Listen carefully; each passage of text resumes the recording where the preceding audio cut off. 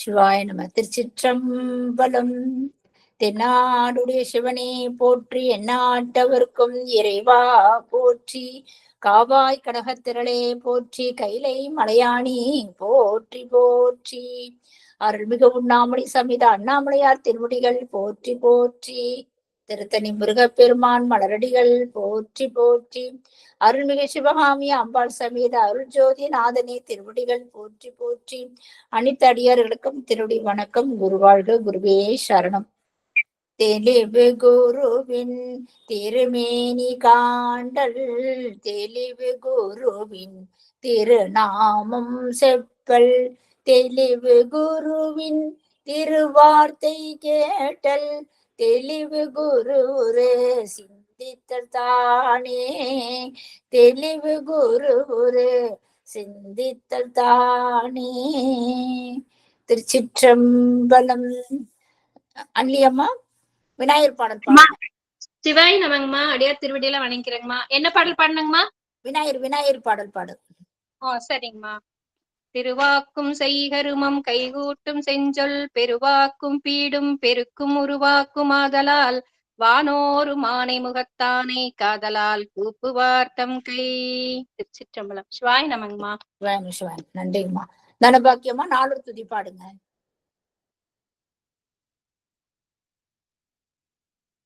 தனபாக்கியமா 4 துதி பாடுங்க.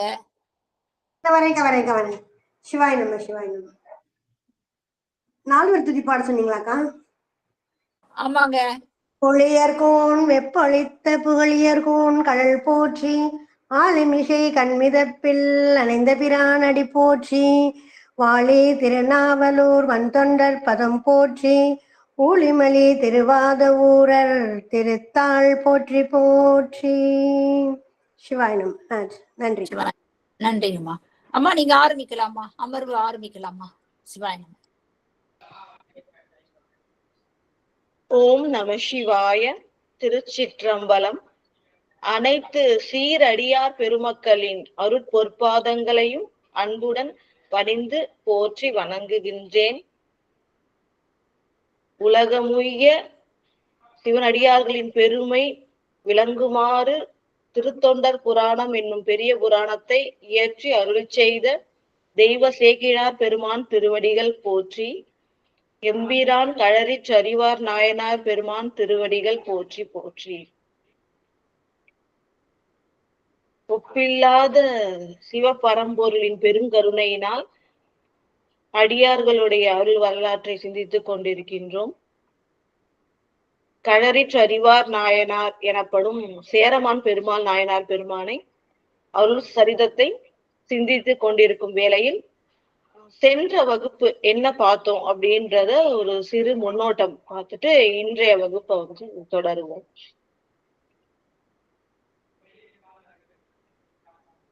சுந்தரமூர்த்தி நாயனார் பெருமான் ஆகிய நம்பியாரூரர் பெருமானும் சேரமான் பெருமாள் நாயனாரும் மதுரையம்பதிக்கு சென்று சோமசுந்தர கடவுளை வணங்கி, மதுரைக்கும் தெற்கு பக்கத்தில் விளங்குகின்ற சிவஸ்தலங்கள் தோறும் சென்று வணங்கி மதுரையம்பதிக்கு மீண்டும் திருவாரூருக்கு சேர்கின்றார்கள் அப்படின்னு பார்த்தோம். திருவாரூருக்கு வந்து எப்படி இந்த அருள் பொழுதை கழிக்கின்றார்கள் அப்படின்னு பார்த்தோம்னா, செண்டுனா பந்துன்னு பார்த்தோம். நின்று கொண்டே பந்தெறிந்து விளையாடுவது நிலை செண்டு. பரிச்செண்டு குதிரை மேல் கொண்டு முதுகை மேல ஏறிக்கிட்டே பந்தை தள்ளி கொண்டு விளையாடுவது, அது மாதிரி பரிச்செண்டு. ஆடுகளை கிடா அந்த மோத விட்டு அந்த விளையாட்டை கண்டு மகிழ்தல். அப்புறம் கோழி சண்டை, பல வகை பறவைகள் இது போல சண்டை போடுறதெல்லாம் சிறப்பானது என்ன அப்படின்னு சொன்னா, இந்த விளையாடுகளை கண்டு மகிழும் பொழுதும் இறைவன் திருவருளை தான் நினைத்து கொண்டு பேசி கொண்டு இருக்காங்க. அதுதான் அடியார்களுடைய பெரும் பெருமையே. எந்த செயல் செய்தாலும் அவங்க அது இறைவனோட செயல் என கொள்வார்கள்.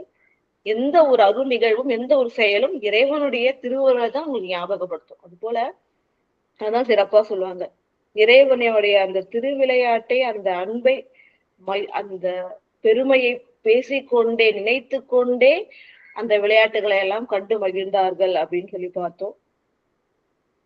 அதுக்கப்புறம் வந்து இவ்வாறு பல நாட்கள் செல்ல சேரமான் பெருமாள் நாயனார் இரவும் பகலும் ராத்திரி பகலா என்ன பண்றாரு? சுந்தரமூர்த்தி நாயனார் பெருமான் திருவடிகளை வணங்கி விண்ணப்பம் செய்கின்றார். என்ன விண்ணப்பம் செய்கின்றார்னா, எனது மலை நாட்டுக்கு நீங்கள் எழுந்தருள வேண்டும், நானும் என் நாடும் மக்களும் உய்ய எழுந்தருள வேண்டும் என பலகாலம் வேண்ட சுந்தரமூர்த்தி நாயனார் பெருமானும் இசைகின்றார். அதுக்கு ஒத்துக்கிறாரு.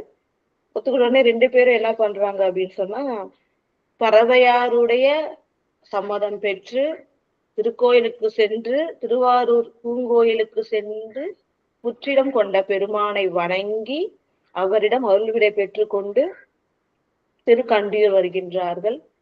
அதாவது திருவாரூரிலிருந்து மேற்கு பக்கம், கேரள நாடு திருவாரூர்ல இருந்து மேற்கு பக்கம் இருக்கு. அந்த மேற்கு பக்கம் வந்து வழியில இருக்க திருத்தலங்களை எல்லாம் வணங்கி கொண்டே வருகின்றார்கள். கண்டியூர் வந்து வணங்குகின்றார்கள். வந்து வணங்கி அடுத்தது திருவையாறு தோன்றுகின்றது எதிரே. இவங்க வந்து காவிரிக்கு தென் கரையில வந்து நடந்து வந்து கொண்டிருக்கின்றார்கள். அங்க இருக்கிற சிவஸ்தலங்கள் எல்லாம் தரிசனம் பண்ணிட்டு இருக்காங்க. அப்ப திருக்கண்டியூர் தரிசிக்கும் பொழுது வடகரையில வந்து திருவையாற்றுடைய திரு கோபுரம் வந்து இவங்க கண்களுக்கு தென்படுகின்றது. அதை பார்த்த உடனே சேரமான் பெருமாள் நாயனாருக்கு உள்ளிருந்து இந்த அடியார் பெருமக்களுடைய உள்ளத்துல இறைவன் திருவடி எப்போதும் பதிந்திருக்கும். அதனால இறைவன் பெயரை கேட்டாலே, நினைச்சாலே, கண்டாலே அந்த அன்பும் பக்தியும் பெருகும், எல்லையில்லாது பெருகும். அதனால அவர் என்ன சொல்றார் அப்படின்னு சொன்னா, திருவையார் கோபுரத்தை கண்ட உடனே மலர் போன்ற கரங்களை வந்து சிறமேற்கொண்டு தலைக்கு மேல உச்சியில வச்சு கூப்பி தொழுது இந்த காவிரியை கடந்து, கடல் போல பறந்து இருக்கின்ற அந்த காவிரியை கடந்து சென்று இறைவனை தரிசிக்க மனம் விரும்ப அதை வந்து சுந்தரமூர்த்தி நாயனார் பெருமான் திருவடிகளுக்கு விண்ணப்பம் செய்கின்றார்.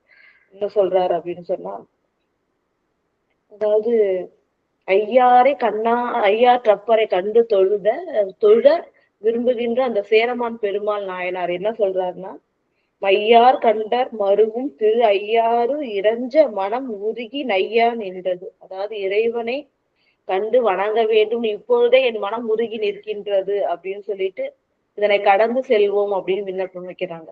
எப்பவுமே வந்து அடியார் பெருமக்கள் மற்ற அடியார் பெருமக்களை வந்து உயர்வா தனக்கு தலைவராக நினைத்துதான் வணங்குவாங்க. இதுதான் அடியார்களுடைய பெருமையே. அதுவும் வந்து சுந்தரமூர்த்தி நாயனார் பெருமான் இறைவனுக்கு தொண்டரும் தோழரும் ஆனவர். அதனால வந்து என்ன சேரமான் பெருமாள் நாயனார் விண்ணப்பிக்கிறார்னா, ஐயா இந்த ஆற்றை கடந்து வடகரைக்கு சென்று திரு ஐயார் trப்பரை தரிசிக்க மனம் விரும்புகின்றது, அதற்கு இசைந்து அருள் செய்ய வேண்டும் அப்படின்னு சொன்ன உடனே அப்புறம் நம்ம சென்ற வகுப்புலயே பார்த்தோம். அதாவது அந்த காவிரி அகன்ற காவிரியாக மிகுந்த வேகத்துடன் செல்கின்றது. அதாவது ஓடங்கள் சொல்லுவாங்க, அதுதான் வந்து ஒரு கரையிலேருந்து மற்றொரு கரைக்கு வந்து போகிறதுக்கு பயன்படும். அந்த ஓடங்கள் கூட செல்ல முடியாது, ஏன்னா இந்த வேகத்துல அடிச்சுட்டு போயிடும். அந்த ஓடக்கோல் வந்து நிலைக்க முடியாத வேகத்துல அடிச்சுட்டு போகுன்றதுனால ஓடங்கள் கூட போக முடியாதபடி மிகுந்த வேகத்தோடு காவிரி போய் கொண்டிருக்கின்றது. அதை பார்த்து சுந்தரமூர்த்தி நாயனார் என்ன பண்றார், எப்படி அவங்க தரிசிச்சாங்க அப்படின்றத இன்றைய வகுப்புல நம்ம பார்க்க போறோம்.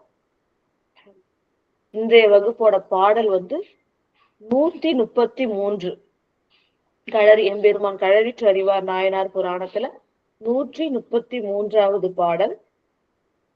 அதுல இருந்து இன்று சிந்திப்போம். ஆறு பெருகி இரு கரையும் பொருது விசிம்பில் எழுவது போல் வேறு நாவாய் ஓடங்கள் மீது செல்லா வகை மிகைப்ப நீரு விளங்கும் திருமேனி நிறுத்தற் பாதம் பணிந்து அன்பின் ஆறு நெறியா செல உரியார் தரியாது அழைத்து பாடுவார். அதாவது அந்த காவிரி ஆறு, பொன்னி நதி அப்படின்ற காவிரி ஆறு இரு கரையும் பொருது. அது எவ்வளவு வேகமா போகுதுன்னா, 2 கரையிலும் இருக்கிற அந்த மணலெல்லாம் அடிச்சுட்டு போகுது, அரித்து கொண்டு போகுது, அந்த அளவுக்கு வேகமா போகுது. அந்த காவிரியோட வேகத்துக்காக சொல்றாங்க. 2 கரைகள்லயும் இருக்கிற மணல் எல்லாம் அரித்து கொண்டு அதான் பொருதுன்னா மோதி, வேகமாக மோதி தள்ளி கொண்டு அந்த மணல்கள் எல்லாம் போகுது. அந்த அளவுக்கு வேகமாக காவிரி போகுது. அது மட்டும் இல்லாம ஆறு பெருகி இரு கரையும் பொருது விசும்பில் எழுவது போல், விசும்புனா ஆகாயம் சொல்லுவாங்க. அந்த கடல் போல் அப்படின்றது பாத்தீங்கன்னா அதாவது இந்த சுனாமின்னு சொல்லுவோம் இல்லைங்களா, அப்படியே கடல் அப்படியே பொங்கி மேல வரும் இல்லைங்களா, ஆகாயத்துல தெரியும் நமக்கு கடல். அது போல ஆகாயத்துல வர அளவுக்கு ரொம்ப உயர்வான காவிரி நீர் வந்து அதிக பெருவெள்ளமாக வருதுன்னு சொல்றாங்க. விசும்பில் எழுவது போல ஆகாயத்தை தடவிய அளவுக்கு அது அந்த அளவுக்கு வானளவுக்கு என்ன ஆகுது, காவேரி பெருகி வருகின்றது. வேறு நாவாய் ஓடங்கள் மீது செல்லா வகை மிகைப்ப.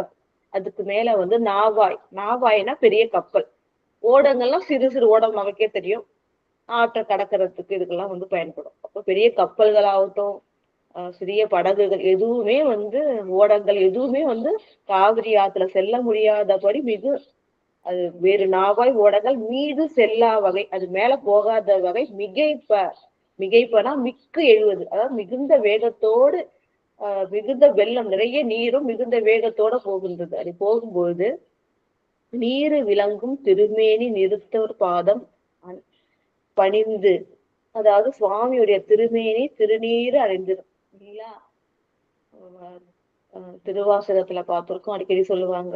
அதாவது சுவாமி வந்து அழல் போன்ற திருமேனி, அதுல வந்து பொடி அப்படியே திருமேனி முழுவதும் பூசி இருக்கும். எப்படி ஒரு விறகு எரிஞ்சு முடிச்ச உடனே என்ன ஆகும், அப்படியே தக தக தகன்னு சிவப்பு நிறத்துல இருக்கும், மேல சாம்பல் பூச்சி இருக்கும். அது போல இறைவன் வந்து பொன்வண்ணன், மேல திருமேனி முழுவதும் அப்படி இருக்கும் பூசினது போல. அது போல அந்த நீரு விலங்கு திருமேனி நிறுத்த, அது போல நீட்டினை அணிந்திருக்கின்ற சிவபெருமான் அவர் வந்து நிறுத்தனா திருநடனம் புரிகின்றவர், எப்போதும் தில்லையில் திருநடனம் புரிகின்றவர்.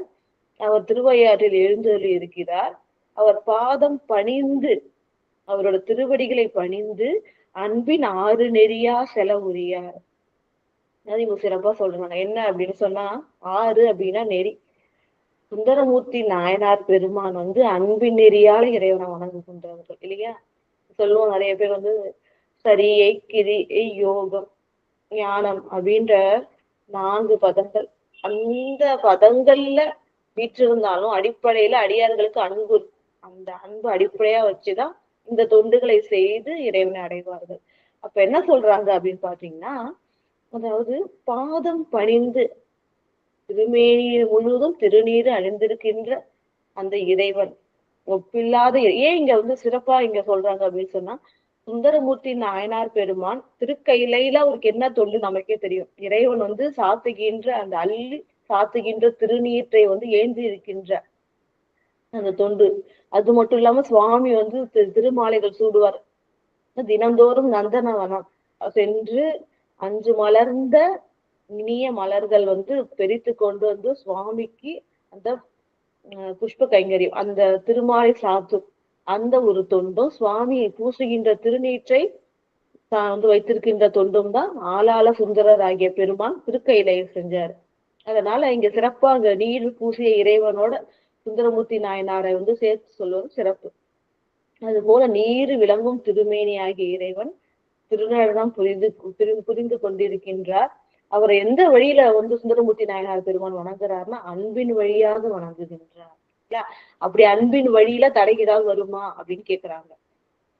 உலக மக்களுக்கு பார்க்கும் பொழுது இந்த ஆறு கடந்து செல்ல விரும்புகின்றார்கள் தெரியும். ஆனா அவர் அன்பின் வழியில செல்றதுனால எந்த தடையும் அதுக்கு வராது. அப்ப இந்த ஆறு ஏற்படுத்துகின்ற தடையும் நீங்கும் அப்படின்றது ஒரு சூட்சகமாக குறிப்பிடுகின்றார்கள்.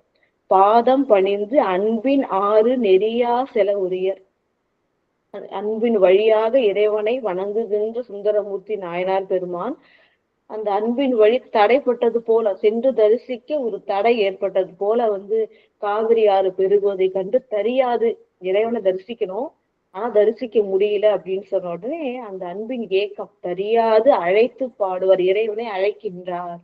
ஏன்னா இதை நம்ம நினைச்சிட்டு சுந்தரமூர்த்தி நாயனார் பெருமான் இந்த ஆற்றினை கடந்து சென்றார். ஆனா இறைவன் திருவருள் முதல்ல அவரை சேர்ந்தது, அதனாலதான் அது நிகழும் இல்லையா.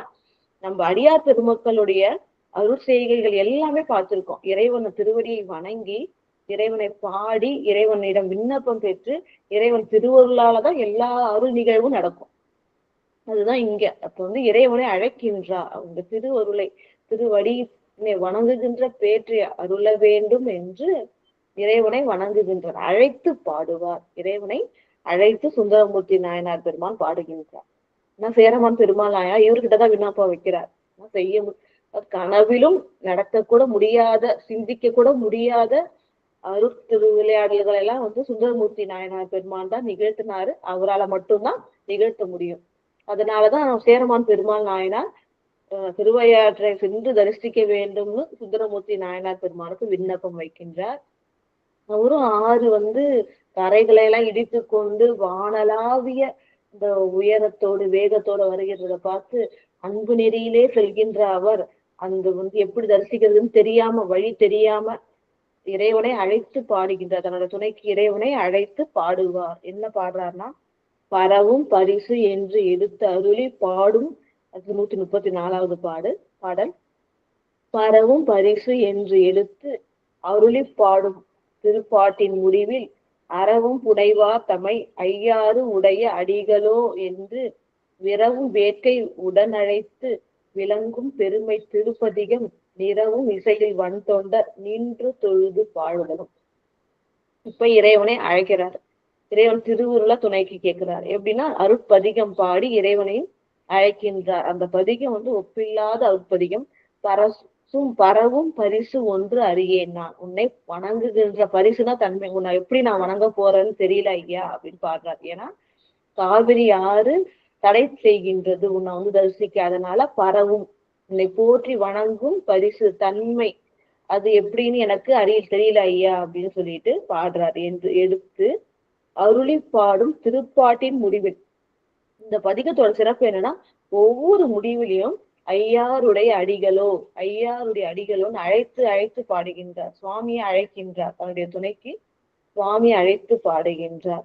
போதான் என்று அருளி பாடும் இறைவன் திருவருளை வேண்டி பாடும் அந்த திருப்பாட்டின் முடிவில் ஒரு பாட்டிலையும் அறவும் புனைவா தமை, பாம்பையே ஆபரணமாக அழிந்திருக்கின்ற சிவபெருமானை ஐயாறு உடைய அடிகளோ, ஐயாற்றினை இருப்பிடமாக கொண்டு வீற்றிருக்கின்ற இறைவா அடிகளே என்னை காத்தொருள்வீராக அப்படின்னு சொல்லிட்டு, அருள் செய்வீர்களாக அப்படின்னு சொல்லிட்டு அழைத்து அழைத்து பாடுகின்றார் என்று விரவும் வேட்கையுடன். அதுதான் இந்த பதிகம் வெறும் வார்த்தையால மட்டும் இல்ல, விரவும் வேட்கை. விரவும்னா சென்று சேரும், இறைவனை தரிசிக்கணும் அப்படின்ற வேட்கை, அந்த ஆவல், அன்போடு கூடிய அந்த ஆவலுடன் உடன் அழைத்து விளங்கும். இந்த பாட்டை அன்போட பாடுகின்றோம். என்ன ஒரு விண்ணப்பம்னா, எந்த வகையிலையாவது உன்னை தரிசித்து வணங்க வேண்டும். அடியார் பெருமக்கள் என்ன கேட்பாங்க? இறைவனுக்கு அன்பு செய்யணும், தொண்டு செய்யணும், இதுதான் கேட்பாங்க. இப்ப உன்னை தரிசிக்க வேண்டும் அப்படின்னு சொல்லிட்டு அழைத்து பாடுகின்றார். உடன் அழைத்து, உன்னை அன்போடு அதுவும் அழைத்து பாடுறாரு. அந்த பதிகம் எப்படி சொல்றாங்கன்னா, விளங்கும் பெருமை திருப்பதிகம் இப்படி எடுத்துக்கணும். பெருமை விளங்கும் திருப்பதிகம். அந்த திருப்பதிகம் ரொம்ப ரொம்ப பெருமைக்குரியது இல்ல.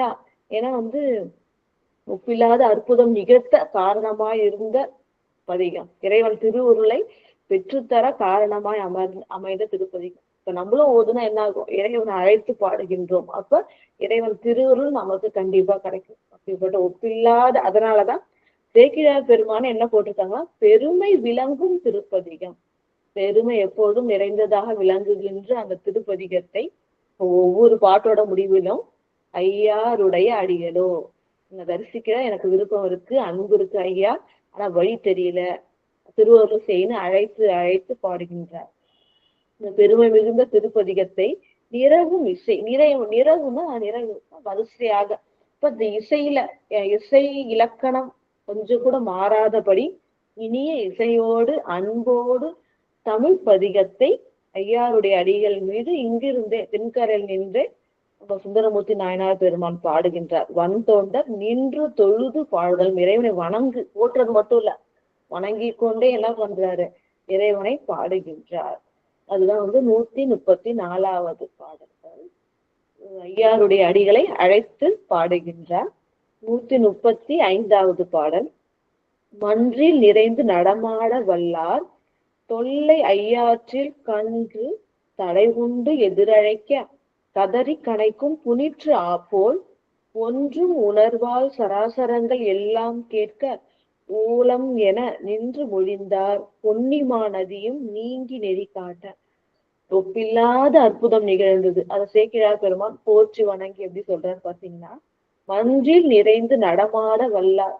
மன்றுனா திருச்சிற்றம்பலம். அதாவது ஒப்பில்லாத அந்த தில்லையம்பதியில் இறைவன் மன்றுள் திருக்கூத்து ஆடுகின்றார். ஆனந்த திருக்கூத்து. அதாவது மன்றில் நிறைந்து ஆடுகின்ற ஒப்பில்லாத நடனம் ஆட வல்லார் ஆடுகின்ற சிவபெருமான் தொல்லை ஐயாற்றில் தொல்லைனா பழமையாகிய அந்த ஐயாற்றில் வீற்றிருக்கின்றார். அவர் என்ன பண்றாரு அப்படின்னு பாத்தீங்கன்னா, கன்று தடை உண்டு எதிரழைக்க.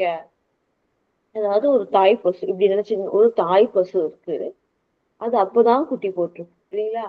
அப்ப அதுக்கு அந்த குட்டி மேல எவ்வளவு அன்பு இருக்கும். காரணம், அதுக்கு எதுவுமே தெரியாது அந்த குட்டி. அப்ப அதை பாதுகாத்து, அதை போஷித்து, பால் கொடுத்து, அதை பாதுகாத்து அன்போடு கூடவே இருந்து காக்க வேண்டியது தாயின் கடமை. அதான் இங்க எவ்வளவு சிறப்பா சொல்றாங்க. வெறும் கன்று பசு மட்டும் சொல்லல, புனிற்று ஆண் சொல்றாங்க. புனிற்று ஆனா அப்போதான் கன்று போட்டிருக்கு. அப்போ அந்த கன்று மேல எவ்வளவு ஒரு அன்பு இருக்கும், ஒரு கரிசனம் இருக்கும், அது பார்த்துக்கணும் அப்படின்ற படைப்பு இருக்கும். அது போல இறைவனுக்கும் அந்த அன்பு உள்ளம் இருக்குன்ட்டு எவ்வளவு சிறப்பா சொல்றாங்க பாருங்க. அதாவது கன்று என்ன பண்ணிருச்சுன்னா, தாயை அணுக முடியாதபடி தடை ஏற்பட்டுச்சு. நமக்கு தெரியும் இல்லைங்களா? இப்ப ஏதாவது ஒரு விலங்குகள் தாயை குட்டி பிரிந்துச்சுன்னா அதுக்கு அழைக்கும், கதறி அழைக்கும். அந்த ஓசையை கேட்டே தாய் கண்டுபிடிச்சிருக்கிறோம். அது போல கன்று தடை உண்டு அன்னைய அதோட அம்மாவை பார்க்க முடியாம தடை ஏற்பட்டு கூப்பிடும் போது அதை கேட்ட உடனே கதறி கரைக்கின்ற. கதறினா அந்த அன்பு, அந்த நம்ம குட்டி கூப்பிடுச்சே அப்படின்னு சொல்லிட்டு அந்த அன்போட கணக்கின்ற புனிற்று. அப்பொழுதுதான் போட்டுச்சு. ஐயோ, ஒண்ணுமே தெரியாது அந்த கன்றுக்கு, நம்ம தானே எல்லாம், அது அங்க இருக்கு, தடைப்பட்டு இருக்கே அப்படின்னு சொல்லிட்டு அந்த பாச உள்ளத்தோட அன்போடு கணக்கும் இல்லையா? அப்ப குட்டி போட்ட அந்த பசு. அது போல இறைவன் இருக்காராம். எவ்வளவு ஒரு அன்பு பாருங்க. இறைவனுக்கும் அந்த உயிர்கள் மேல, அடியார்கள் மேல இருக்கிற அந்த பரிவு, அன்பு, அந்த கருணையெல்லாம் எவ்வளவு சிறப்பா சேக்கிழார் பெருமான் சொல்றாங்க பாருங்க. புனிற்று ஆப்போல். அப்பதான் கன்று போட்டிருக்கிற அந்த பசு தன்னுடைய கன்று நம்மளை அடைய முடியாதபடி தடைப்பட்டு நிற்கும் போது அது கத்துது, கூப்பிட்டு கூப்பிட்டு அழைக்குது தன்னை சேர்க்கணும், தன்னோட தாயோட சேரணும்னு ஆசைப்படும் பொழுது அந்த தாய்க்கு எவ்வளவு அந்த அன்புள்ளம் இருக்கும். கதறி கனைக்கும். பசுக்கள் பொதுவாகவே கன்றை நினைச்சா கதறும், அது கதறி கனைக்கும் சொல்லுவோம். அது கனைக்கிறதுனா அன்பின் வெளிப்பாடு. அது போல அந்த கனைக்கின்ற அந்த புனிற்று போல இறைவன் விட்டு இருக்கார். அவர் என்ன சொல்றாருன்னா, ஒன்றும் உணர்வால் சராசரங்கள் எல்லாம் கேட்க. அப்ப ஒன்றும் உணர்வால் சுந்தரமூர்த்தி நாயனார் பெருமான் பாட, அந்த ஒன்றும் உணர்வு கொண்ட சரங்கள் அசரங்கள். அதாவது சரம், அந்த சராசரம் சொல்றோம்ல, அதுக்கு என்ன அர்த்தம் அப்படின்னு சொன்னா, சரம்னா இயங்குகின்ற பொருள். நம்மள நடமாடிட்டு இருக்கோம்ல, இதெல்லாம். அந்த அசரம்னா இயங்காத, அதாவது இயங்கிட்டு இருக்கோம், நகர முடியாது இல்லைங்களா? இப்ப செடி கொடிகள்லாம் இருக்கு, உயிரோட இருந்தாலும் நகர முடியாது. அது அசரம். சரம் அசரம், அதான் சராசரம் ரெண்டு சேர்த்து சொல்றோம். அது போல இந்த நகரக்கூடியது, நிற்கக்கூடியது எல்லாமே கேட்கும் அளவுக்கு சுவாமி ஓலம் அப்படின்னு சொல்லி அருளினாராம். இறைவன் பாருங்க, இந்த ஓலம்ன்றது எப்படின்னா, அந்த உணர்வோட தன்னுடைய கன்று நம்மளை பிரிஞ்சு நம்மளை அழைக்குது, பாக்குறதுக்கு அழைக்குதுன்னு சொல்ற உடனே அன்போட கதறி கனைக்கின்றாராம். அனைத்து சுவாமி என்ன வார்த்தை சொல்றாரு, என்ன அருளி செய்கின்றார்னா ஓலம் அப்படின்னு சொல்றாரு. ஓ அப்படின்னு சொல்லுவாங்க, அது வரும் அப்படின்ற போல சுவாமி என்ன சொல்றாருன்னா ஓலம் அப்படின்னு சொல்கின்றார். ஒன்று உணர்வால் அன்பு உணர்வால் சுந்தரமூர்த்தி நாயனார் பாடி அருள்ல இறைவன் பெருங்கருணையினால என்ன பண்றாரு, ஓலம் என நின்று மொழிந்தார். இறைவனே மொழிந்தார். அந்த ஓசை கேட்க பொன்னி மானதியும் நீங்கி நெறி காட்ட. அந்த சுவாமியோட அந்த ஓலம் அப்படின்ற அந்த அருள்பதம், அந்த சொல் வந்த உடனே அந்த காவிரி என்ன ஆயிடுச்சுன்னா நீங்கி வழியை காட்டு. ஏன்னா கன்று என்ன பண்ணுது, தடை உண்டு இருக்கு, அதால தரிசிக்க தன் தாய் அடைய முடியல. அப்ப அந்த தாய் குரல் கொடுத்த உடனே என்ன ஆச்சு, தேவாதி தேவனாய் இறைவன் இல்லையா, அவனோட அருள் பெற்ற உடனே, அருள் அந்த வார்த்தை வந்த உடனே அந்த நதி நீங்கி வழி காட்டியது அப்படின்னு சொல்றாங்க. அப்ப அவ்வாறு இறைவன் புனிற்று ஆப்போல் கதறி கனைத்து ஓலம் அப்படின்னு சொல்ல நதியும் என்ன ஆகுதுன்னா நீங்கி வழிகாட்டியது. எப்படி வழிகாட்டியதுன்னு அடுத்த பாடல் சொல்றாங்க பாருங்க. 136வது பாடல். விண்ணின் முட்டும் பெருக்கு ஆறு மேல்பால் பலிக்கு வெறுப்பு என நன்னி நிற்க கீழ்பால் நீர் வடிந்த நடுவழி நல்ல வழி பண்ணி குளிர்ந்த மணல் பரப்பை கொண்ட தொண்டர் பயில் மாறி கண்ணில் பொழிந்து மயிர்ப்புலகம் கலக்க கை அஞ்சலி குவித்தார். அதாவது விண்ணை முட்டுகின்ற அளவுக்கு பெருகி வந்துச்சு இல்லைங்களா ஆறு. அந்த ஆறு என்ன பண்ணுது அப்படின்னு சொன்னா நமக்கு தெரியும். அந்த ஆறு என்ன பண்ணுதுன்னா மேற்குலேருந்து கிழக்கு நோக்கி வருகின்றது. காவிரி ஆறு கர்நாடகால இருந்து அப்படியே வந்துட்டு இருக்கு. அந்த மேற்கு பக்கத்துலேருந்து வந்து நம்ம கிழக்கு பக்கம், நம்ம கிழக்குல இருக்கோம், கிழக்கு பக்கம் வந்து காவிரி பூம்பட்டினத்துல கடலோட கலக்குதுன்னு தெரியும். அவ்வாறு மேற்கு பக்கத்திலேருந்து வர்றது வந்து அப்படியே தடைப்பட்டுருச்சு. மேற்கு பக்கம் போகாம அப்படியே வந்து தடைப்பட்டு நின்றுச்சு. நின்னது எப்படி இருக்குன்னு சொன்னா அந்த தண்ணி பாத்தீங்கன்னா அப்படி வலிந்து மலை போல இருக்கா. ஏன்னா அவ்வளவு உயரத்துல வந்தது ஆறு, அவ்வளவு ஆழமா இருக்கு. இப்ப அந்த தண்ணி அப்படியே வந்து ஒரு அணை கட்டினா எப்படி இருக்கும், அணையே இல்லாம அணை கட்டினா அதனால அப்படியே அணை கட்டினது போல அந்த தண்ணி அப்படியே நின்றுடுச்சான். பெரிய பாய்கின்ற தண்ணி அப்படியே நின்று அடியில அந்த மணல் பரப்புலாம் தெரியுதான். நீ ஓடி வருகின்ற தண்ணி அப்படியே ஒரு இடத்துல அப்படி நின்றுடுச்சு அணை கட்டியது போல. அது அந்த அணை நமக்கு அணை எதுவும் இல்லாம இருக்கிறதுனால அந்த நீர் அப்படியே தெரியுது. எப்படின்னா ஒரு பெரிய பளிங்கு மலை எப்படி உயரமா நிக்குமா அது போல அந்த தண்ணி அப்படியே நிக்குதான். இவ்வளவு ஆச்சரியம் பாருங்க. ஓடி வர தண்ணி அப்படியே நின்று இங்க நடந்து வர வழியில தண்ணியே இல்லாம அந்த அடியில அவ்வளவு மணல் பரப்பு, அந்த ஆற்றோட மணல் பரப்பு தெரியுதா. இங்க போறதுக்கு வழி விடுறதுக்காக மணல் பரப்பு தெரிகின்றது. விண்ணை முட்டும் பெருக்கு ஆகிறவா பெருகுகின்ற ஆறு மேல்பால் மேற்கு திசையில பளிக்கு வெறுப்பு பளிங்கு மலை. ஏன்னா நீரோட இது அப்படித்தானே பளிங்கு போல இருக்குல்ல. வெறுப்புனா மலை, பளிங்கு மலை போல அப்படியே நிக்குது. கீழ்பால் நீர் வடிந்த நடுவழி. இந்த இடத்துல கிழக்கு நோக்கி வரல, பாயல. ஏன்னா இவங்க பக்கத்துல நிக்கிறதுனால பாயாம அப்படியே தடைப்பட்டுருச்சு. அதனால அடியில என்ன ஆச்சு, நீர் வடிந்த அந்த இடம் அப்படியே அடியில மணல் பரப்பா தெரியுது. அந்த இடத்துல பண்ணி குளிர்ந்த மணல் பரப்பை கண்ட தொண்டர்கள், அந்த மாதிரி பக்கத்துல தண்ணி ஓடாம மழை போல நிக்க இந்த அடியில மணல் பரப்பு சுவாமி தராங்க, காட்டுறாங்க வரத்துக்காக.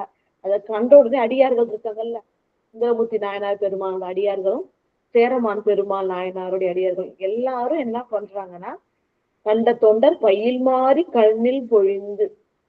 மாறினா மழை. கண்ணுல வந்து இதை பார்த்துலயே அந்த அற்புதம் கேட்கும் போதே நமக்கு எவ்வளவு ஆனந்தமா அதிசயமா இருக்கு. பக்கத்துல நேர்ல பார்த்தவங்களுக்கு எப்படி இருக்கும், மலை போல ஒரு நம்ம கல்மலையை தான் பார்த்திருப்போம், நீர் மலை இருக்கு, பளிங்கு நிறத்துல இருக்கு. அது எப்படி பயமா இருக்கு, எப்படி இருக்கு, இறைவன் கருணையை நினைச்சு மயிர்ப்புலகம் கொல்ல அப்படியே கண்கள்ல இருந்து என்ன ஆகும், கண்ணீர் வந்து அப்படியே மழை போல பொழிய கண்ணில் பொழிந்து மயிர்ப்புலகம் கலக்க ஒரு பயமும் அச்சமும் அதிசயமும் வந்து மயிர்ப்புலகம்னா அப்படியே நமக்கு என்ன சொல்லுவோம்ல புல்லரிச்சு போயிடுச்சுன்னு சொல்லுவோம்ல, அதுதான் அந்த மயிர்ப்புலகம்.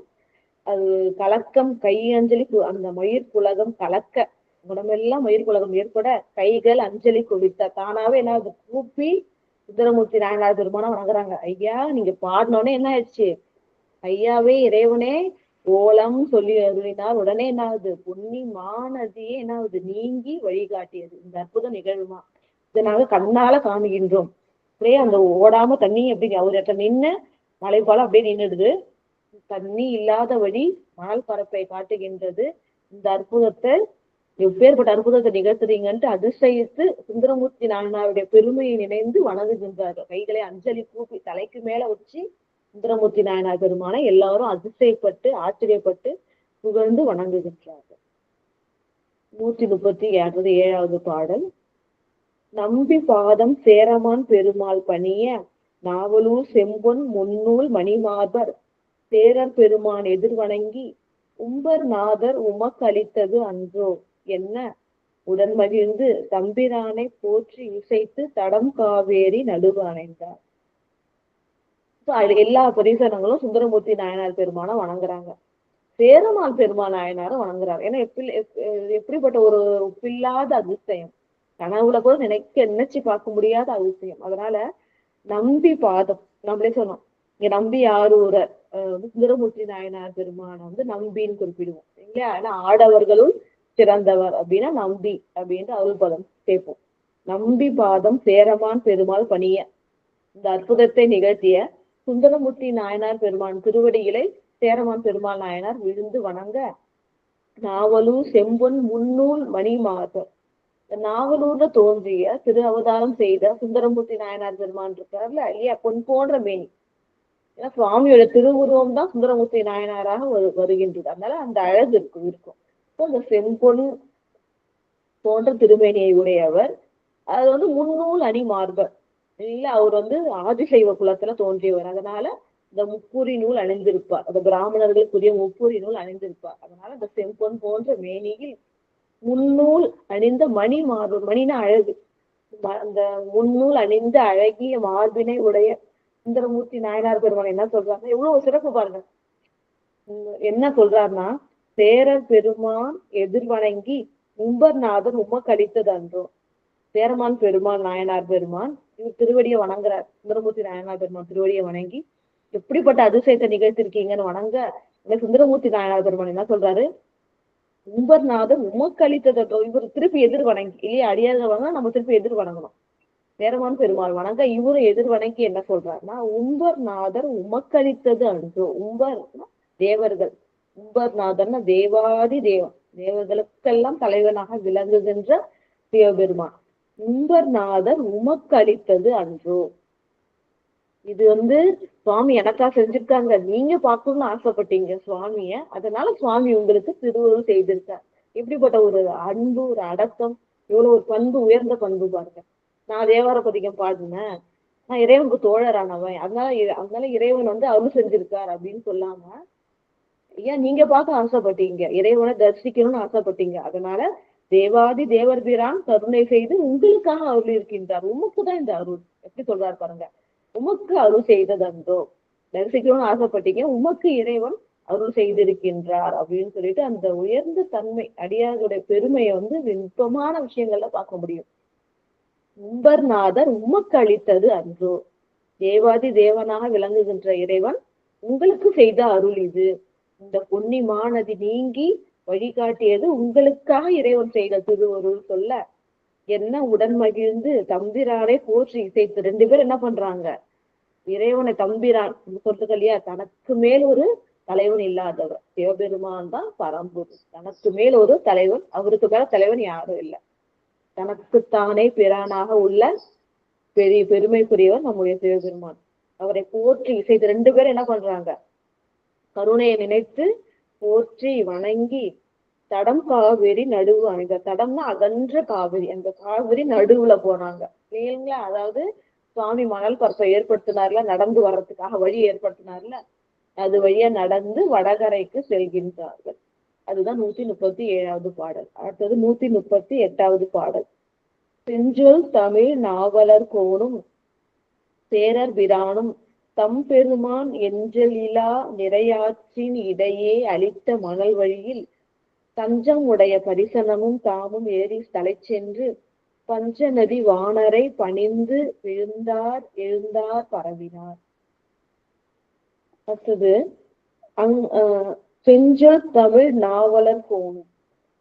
அதாவது செஞ்சொல் அப்படின்னு சொன்னா செம்மை தரும் சொற்களை உடைய தமிழ் அப்படின்னா இல்ல. ஏன்னா தமிழ் மொழியில தான் நம்ம திருமுறைகள் இருக்கு. அந்த திருமுறைகள் மூலமா தான் இறைவன் திருவருளை பெறுகின்றோம். அதை ஓதி இறைவனுடைய பெருமைகளை நினைத்து, அடியார் பெருமைகளை நினைத்து வணங்கி உயிர்கின்றோம். அதனால அந்த திருமுறைகள் தமிழ்ல இருக்கிறதுனால தமிழ் மேலும் சிறப்பு பெறுகின்றது. அதனாலதான் இந்த செஞ்சொல் சொல்றாங்க. செம்மை தருகின்ற திருமுறைகளை கொண்ட தமிழ், அந்த செஞ்சொல் தமிழ், அந்த செஞ்சொலால் ஆன தமிழ் மொழியில பாடுகின்ற திருப்பதிகங்கள் பாடுகின்ற நாவலர் கோணும். திருநாவலூர்ல விளங்குகின்ற சுந்தரமூர்த்தி நாயனார் பெருமான் நாவலூர் கோணும் சேரர் பிரானும் நம் பெருமானாகிய கழறிற்று அறிவார் நாயனார் பெருமானும் தம் பெருமான் எஞ்சலிலா நிறையாற்றின் இடையே தம்முடைய பெருமானாகிய சிவபெருமான் எஞ்சலிலா நிறையாற்றின் இடையே அளித்த, அதாவது குறைவே இல்லாத கருணையோடு இறைவன் என்ன பண்றார், நிறை ஆற்றின் அந்த ஆற்று நடுவே இடையே அளித்த மணல் வழியில் தரிசிக்க. அதாவது கொஞ்சம் கூட இறைவன் என்ன பண்ணல, அதாவது நேரம் தாழ்த்தாம உடனே என்ன பண்றாரு, அந்த கருணையில கொஞ்சம் கூட குறைவே இல்லாம எல்லை இல்லாத கருணையை காட்டி உடனே என்ன பண்றாரு, அழைத்து பாடினோடனே ஓலம் அப்படின்ற வார்த்தையை சொல்லி வழிகாட்டி அருளினார். அதனால அந்த குறைவே இல்லாத இறைவன் வந்து கருணையை போற்றி அவர் தந்த அந்த மணல் வழியே நடக்கிறாங்க. அதான் எஞ்சலிலாய் நிறையாற்றின் இடையே அளித்த மணல் வழியில், இந்த நிறைந்த ஆற்றின் வழியேன்னு எடுத்துக்கலாம். இன்னொன்னு இவங்க அன்பின் வழி போகின்றவர்கள். அந்த அன்பின் வழியாக என்ன பண்றாங்க, அன்பின் வழியாக இறைவன் தந்தருளிய அந்த மணல் ஆற்றின் மணல் வழியில போய் தஞ்சம் உடைய தரிசனம். அவங்க மட்டும் போல, இது தஞ்சம்னா என்ன, இப்ப சுந்தரமூர்த்தி நாயனார் பெருமானையும் சேரமான் பெருமான் நாயனாரையும் படிந்து இவங்க கூடயே போறாங்கல்ல, இவங்களுக்கு வேண்டியதெல்லாம் செய்து கொடுக்க, இவங்க தங்குறாங்கன்னா அவங்களுக்கு உணவு கொடுக்க, அவங்களுக்கு உடை இதெல்லாம் துவைச்சு கொடுக்கறதுக்கு, உணவு பரிமாற, பதிகம்லாம் பாடினா அது எழுதுறதுக்கு, அது போல அவங்களுக்கு தொண்டு செய்யறதுக்காக இவங்களையே தஞ்சம் என அடைந்த அந்த திருடியார் கூட்டம் தான் பரிசனங்கள்னு சொல்லுவோம். அந்த பரிசனங்கள் தாமும் ஏறி அடியார் பெருமக்கள் போறாங்க, அவர்களையே தஞ்சம் என அடைந்த பரிசனங்களும் தாமும் ஏறி சென்று இல்லையா. அப்ப அடியார் பெருமக்களை வணங்கினாலே நமக்கும் அந்த சிறப்பு வரும் இல்லைங்களா. அதான் திருவருள் கிடைக்கும். பரிசனங்களும் ஏறி சென்று தலை சென்னா கரை ஏறி போய் பஞ்ச நதி வானரை, இறைவன் வந்து ஐயாற்றப்பர் வந்து என்ன சொல்லுவாங்கன்னா பஞ்ச நதீஸ்வரர், பஞ்ச நதி வானர், ஐயாரப்பர் அப்படின்னு சொல்லுவாங்க. அந்த பஞ்ச நதி வானரை சென்று என்ன பண்றாங்க, பணிகின்றார்கள். விழுந்து வணங்கி பணிந்து விழுந்தார், கீழே விழுந்து பணிகின்றார்கள். எழுந்தார் பரவினர். முதல்ல விழுந்து வணங்கிட்டு அப்புறம் எழுந்து என்ன பண்றாங்க, இறைவன் பெருமைகளை எல்லாம் திருப்பதிகங்களில் போற்றி பாடி வணங்குகின்றார்கள் அப்படின்னு சொல்லிட்டு இறைவன் பெருங்கருணையை போற்றி அவர் அளித்த மணல் வழியே சென்று வடகரையில் சென்று இறைவனை தரிசித்து மனமகிழ்ந்து பதிகம் பாடுகின்றார்கள் அப்படின்னு சொல்லணும். இப்போ வந்து இங்க திருவையாற்றோட பெருமையை கண்டிப்பா நம்ம பார்க்கணும். அதுதான் மிகுந்த சிறப்பு, இந்த அருள் பகுதிக்கு மேலும் சிறப்பு சேர்ப்பதாக இருக்கும். திருவையாறு மூவரால் பாடப்பட்ட அருள் திருத்தலம். திருஞான சம்பந்த பெருமானாலும் திருநாவுக்கரசு நாயனார் பெருமானாலும் சுந்தரமூர்த்தி நாயனார் பெருமானாலும் தேவார பதிகம் பாடப்பட்ட பெருமைக்குரியது. நம்ம இப்பதான் பார்த்தோம் இல்லையா, சோழ நாட்டோட வடகரையில அமைந்திருக்கின்ற தலம் 51வது சிறப்பு மிகுந்த தலமாக விளங்குகின்றது. சுவாமியுடைய திருப்பெயர் அருட்பெயர்கள் எப்படி எல்லாம் சொல்றாங்கன்னா ஐயாரப்பர், பஞ்ச நதீஸ்வரர். நதி பஞ்சம்னாலே 5 இல்லைங்களா, அதாவது பஞ்ச நதீஸ்வரர், 5 நதிகள் பாய்வதனால பஞ்ச நதீஸ்வரர் அப்படின்னு பேர் வருது. அது 5 6 ஐயாரப்பர் அப்படின்னு பேரு. செம்பொன் சோதீஸ்வரர் அப்படின்ற ஒரு அருள் நாமமும் இவருக்கு இருக்கு. அடுத்தது பிரணதார்த்தி ஹரன் அப்படின்ற ஒரு நாமமும் இவரை போற்றி வணங்கறதுக்காக இருக்கு. அடுத்தது உமையன்னை பேரு சம்பர்த்தினி. இது வந்து சமஸ்கிருத வடமொழி பேர். தமிழ்ல வந்து அறம் வளர்த்த நாயகி, தர்ம சம்பர்த்தினி அப்படின்னு வணங்கப்படுகின்ற அறம் வளர்த்த நாயகியா உடனுரை ஐயாரப்பர் வந்து திருவையாற்றுல வீற்றிருக்கின்றார். அங்க சென்று தரிசிக்கிறாங்க. அப்ப இதோட சிறப்பு பத்தி பார்த்தோம்னா,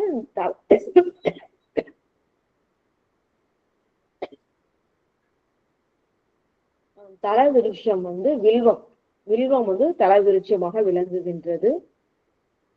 தீர்த்தம் பாத்தீங்கன்னா சூரிய புஷ்கரணி அப்படின்றதும் இந்த காவிரி தீர்த்தம் இரண்டும் வந்து கோயிலுக்குரிய தீர்த்தமாக விளங்குகின்றது. இதுல ஒரு சிறப்புமிக்க சிறப்புன்னா நந்தியம்பெருமான் அவரோட தொடர்புடைய அருள் திருத்தலம். சரி, நம்ம சுவாமி சிவபெருமானை எப்பொழுதும் தனித்து வணங்க மாட்டோம். திரு அடியாரோட சேர்த்துதான் வணங்குவோம். நந்தியம்பெருமானோட சேர்த்துதான் எப்போதும் வணங்குவோம். அந்த நந்தியம்பெருமானுடைய தொடர்புடைய இந்த அருட்பதி இது தெரியும் இல்லையா. சிலாத முனிவர் வந்து பிள்ளை வரம் வேண்டி தன்னுடைய முன்னோர்கள் எல்லாம் வந்து சொர்க்கத்துக்கு போக முடியல, வருத்தத்தோட இருக்காங்க. அது அறிந்து என்ன காரணம் அப்படின்னும் பொழுது சிலாதருக்கு பிள்ளை இல்லை, மகன் இருந்தா மட்டும்தான் தன்னோட முன்னோர்கள் வந்து நற்கதி அடைய முடியும்ன்றதுனால அவர் தவம் செய்கின்றார். இறைவனை நோக்கி தவம் செய்து நந்தியம்பெருமானை வந்து மகனாக பெறுகின்றார் இல்லைங்களா. அப்படி நந்தியம்பெருமான் வந்து இருக்கு மகனாக கிடைக்கும் பொழுது அவருக்கு என்ன ஆகுது அப்படின்னு சொன்னா, ஆயுள் குறைவு அப்படின்ற ஒரு நிபந்தனையோட பிள்ளை வரம் பெறுகின்றார். ஒரு சிறந்த பிள்ளை, ஆயுள் குறைவா இருந்தாலும் பரவாயில்ல, சிறந்த பிள்ளை வேணும் அப்படின்னு சொல்லிட்டு தவம் செய்து அருள் பெறுகின்றார். நந்தியம் பெருமானுக்கு ஒரு 8 வயசு ஆகும் பொழுது அவர் கவலைப்படுகிறார். அது பிள்ளையுடைய ஆயுள் காலம் முடிகிற மாதிரி வருது அப்படின்னு சொல்லிட்டு வருத்தப்படும் பொழுது நந்தியம் பெருமான் இறைவன் திருவருளால பிறந்தவர். அதனால 4 நாள்லயே வேதங்கள் ஆகமங்கள் அனைத்தையுமே கற்று உணர்ந்தார். 4 நாள்ல அனைத்தையும் ஓடி உணர்ந்தவர். அவருக்கு மெய்நெறி எதுன்ற தெரியுது.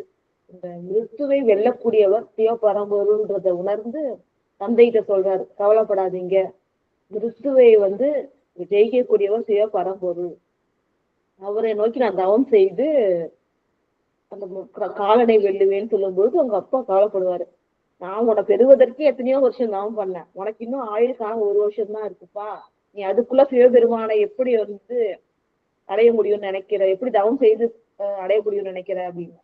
என்னால முடியும்ப்பா, ஏன்னா இறைவன் அன்பிற்கு மனம் கழிக்கின்றவர், அதனால என்னுடைய அன்பினால் இறைவனை வணங்கி அடைவேன்னு சொல்லிட்டு தந்தைக்கு சமாதானம் சொல்லி அந்த ஆற்றங்கரையில போய் அந்த நீர்ல மூழ்கி நீர்ல இருந்து கொண்டு தீருத்தம் ஜபிப்பார்.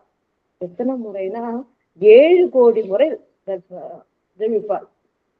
மழை, வெயில், காத்து, பனி எதுவுமே பார்க்காம அந்த நீர் இருந்து கொண்டு அந்த மந்திரத்தோடு ஒன்றி பிரித்தறிய முடியாதபடி புத்தகத்தை சிவன் பாலைய வைத்து அந்த மந்திரத்தை 1 கோடி முறை ஜபித்த உடனே இறைவன் தரிசனம் தருவார்.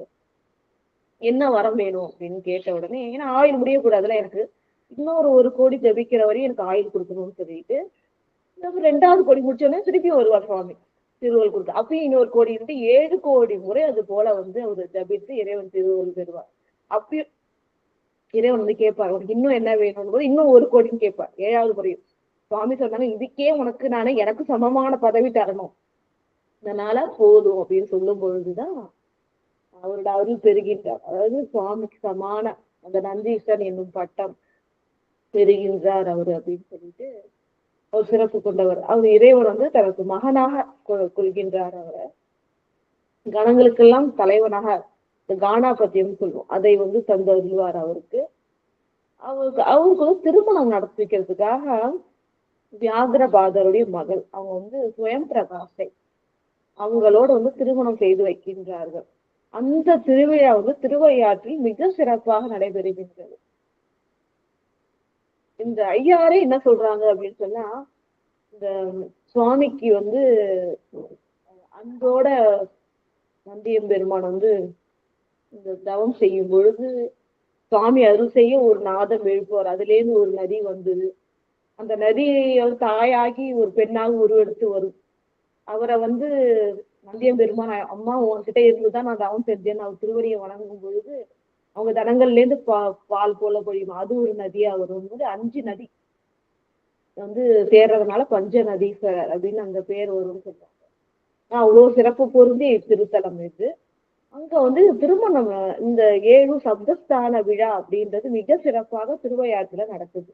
இது நந்தியம் பெருமானுடைய திருமணத்தோட தொடர்புடையது. அவங்களுக்கு சுயம் பிரகாசைக்கும் பங்குனி மாத புனர்பூச நட்சத்திரத்துல இன்றளவும் இறைவன் திருவருளால அந்த திருமண நிகழ்வு சிறப்பாக நடந்தது. முதல்ல இந்த சில போன வகுப்புலயே அதுக்கு முன்னாடியே சொல்லியிருக்கோம் இல்லைங்களா, கண்டியூர் சொல்லும்போது சொல்லியிருக்கோம். இந்த 7 ஊர்களும் என்ன ஆகுதுன்னா, நந்தியம் பெருமான் திருமணத்துக்காக சீர்வரிசை கொண்டு வராங்க. இந்த சோற்றுத்துறைன்றது அந்த திருமணத்திற்கு வந்தவங்களுக்கு எல்லாம் உணவு விருந்து பரிமாறுவதற்காக ஏற்பாடு. திருப்பூந்துருத்தின்றது திருமணத்துக்கு தேவையான பூக்களை கொண்டு வந்தாங்க அப்படின்னு சொல்லிட்டு. நெய் தானம்னா நிறைய வேள்விகள் செய்வாங்க, அதுக்காக இந்த நெய் கொண்டு வந்தது. வேள்வி குடின்றது அது போல வேதி குடின்றது இந்த வேதி சடங்குகள், வேத சடங்குகள் செய்தது அப்படின்னு சொல்லி இவ்வாறு 7 ஊர்ல இருந்து திருவையாற்றுக்கு வராங்க. இந்த 7 தெய்வங்களும் திருவையாற்றுக்கு நந்தியம் பெருமானோட சேர்ந்து அந்த சுயம் பிரகாசத்துக்கு திருமணத்துக்கான எல்லா நிகழ்வுகளும் அங்க நடக்குது. பூச்சொரிதல் அப்படின்ற மிக சிறப்பாக நடக்கின்றது. அது நடந்ததுக்கு அப்புறமும் நமக்கு திருமழப்பாடியில திருமணம் நடக்குது. இப்பயும் தெரியும் நமக்கு திருமழப்பாடியில நந்திய பெருமானுக்கு திருமணம் நடத்தப்படுகின்றதுன்னு சொல்லிட்டு நந்திய பெருமான் அங்க தவம் செய்து திருவருள் பெற்றது ஐயாரப்பதான் திருமணம் செய்து வைக்கிறார் அப்படின்ட்டு ஒரு சிறப்பு மிகுந்தது, பல சிறப்பு பகுதிகளை கொண்டது திரு ஐயாறு. அதே போல நமக்கு அப்பர் பெருமான் நமக்கு தெரியும்.